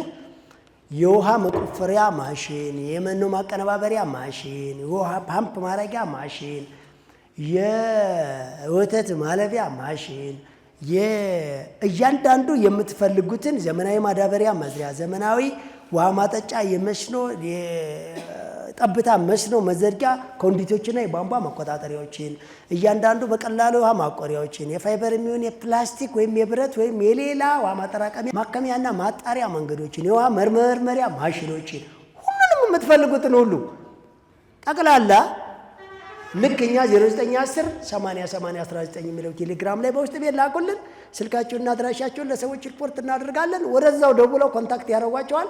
የእኛ ኮንታክቶች ናቸው። እዛው መግባባትና መገበያየት ትችላላችሁ ማለት ነው። እኛ ስራችን ኮኔክት ማድረግ ነው። በላይ አትክልትና አስቤዛ፣ ነፃነት አትክልትና አስቤዛ ማዕከል በአስቤዛ ለከፍካቸው ኤልያስ አትክልትና አስቤዛ ማዕከል፣ እንደዚሁም በአጠቃላይ 20 የሚሆኑ ካሻሪዎችን ከሴቶች እንፈልጋለን ማለት ነው። በዚህ ላይ እድሜያቸው ከ18 ዓመት በላይ የሆነ ሃይማኖታቸው፣ ብሔራቸው ምንም ይሁን አማርኛ ቋንቋ ቀላጥፈው መናገር ምንም እስካሁን የሂሳብ ልምድም አይኖራቸው፣ ትምህርት ደረጃ አይኖራቸው፣ ብቻ ግን መጻፍ ማንበብ የሚችሉ አቀላጥፈው አማርኛ ቋንቋ መናገር የሚችሉ ሰፊው ሸማቻችን አማርኛ ተናጋሪ ስለሆነ ማለት ነው። አማርኛ ቋንቋ እንደቀላጥፈው መናገር ይቻሉ፣ መጻፍ ማንበብ ይቻሉ፣ እድሜያቸው ከ18 ዓመት በላይ ይሁን አጠቃላይ የሚኖሩ ናቸው። 20 ሴት ካሻሪዎች ይፈልጋሉ። የአካል ጉዳተኝነት በክራንች የሚጠቀሙ ከሆነ ያካትታል። ክራንች ተጠቃሚ ብቻ ከሆኑ ማለት ነው። ወደ 0910 808019 ላይ በሚሴጅ ወይም ደግሞ ግራም ጽሁፍ ብቻ አስቀምጡ። ቀጥታ ኮል አይሰራም። በ0910 እዚህ የምትመዘገቡበት ስልክ ላይ በጽሁፍ አስቀምጡልን። ከዛሬ ጀምሮ ማለት ነው 20 ካሻሪዎችን እንፈልጋለን። ሶስቱም ድርጅት ውስጥ ነው የምትገቡት ማለት ነው። ባላንስ እያደረግን እንደየብቃታችሁ ሰው እናሳትፋቸዋለን። ወንዶችን በተወሰነ መንገድ የሚፈለጉ አሉ። ወንዶች ግን እስከዛሬ የሞሉ ስላሉ እነሱ ይበቃሉ ብዬ አስባለሁ። መልካም ሳምንት። እሺ፣ የአንድ ደቂቃ የህሊና ጸሎት አድርገን እንሰናበታለን።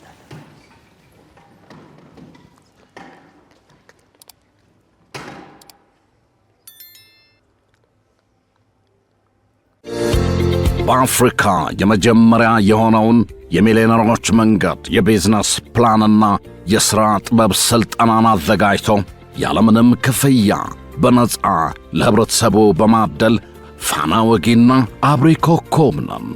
ታዲያ የዚህ ሁሉ የልህቀት ሥልጠናዎች ሙሉ ወጪያቸው በበላይ አትክልትና አስቤዛ ማዕከል ይሸፈናል። አስደማሚ ነው። እርሶም ከበላይ አስቤዛና አትክልት ሲሸምቱ በአገልግሎታችን ይደሰታሉ። በሀገራችን የቢዝነስ ስልጣኔ ላይ አሻራውን ያትማሉ። በአንድ ጠጠር ሁለት ወፍ ይሏል። ይህ ነው በላይ አትክልትና አስቤዛ። ቁጥር 1 ካራ ኮተቤ መድኃኔ ዓለም መግቢያ 60 ሜትር ገባ ብሎ፣ ቁጥር 2 በእድሳት ላይ ነው። ቁጥር 3 ወደ ኮተቤ ገብርኤል በሚወስደው አዲሱ አስፓልት ላይ፣ ቁጥር 4 ወሰን ወደ ራእይ ጤና ጣቢያ መግቢያ ከዋናው አስፓልት 30 ሜትር ገባ ብሎ፣ ቁጥር 5 ፊጋ መስቀለኛ ወደ መገናኛ ታክሲ መያዣው ጋር ከ500 በላይ የእርሻና የፋብሪካ ምርቶችን በአንድ ቦታ በተመጣጣኝ ዋጋ ይሸምቱ፣ ይንበሽበሹ። በ0911 992411 ሃሎ ይበሉን። በላይ አስቤዛ ማዕከል የጊዜውና የኢኮኖሚው ብቸኛ ጋር። በላይ አስቤዛ ማዕከል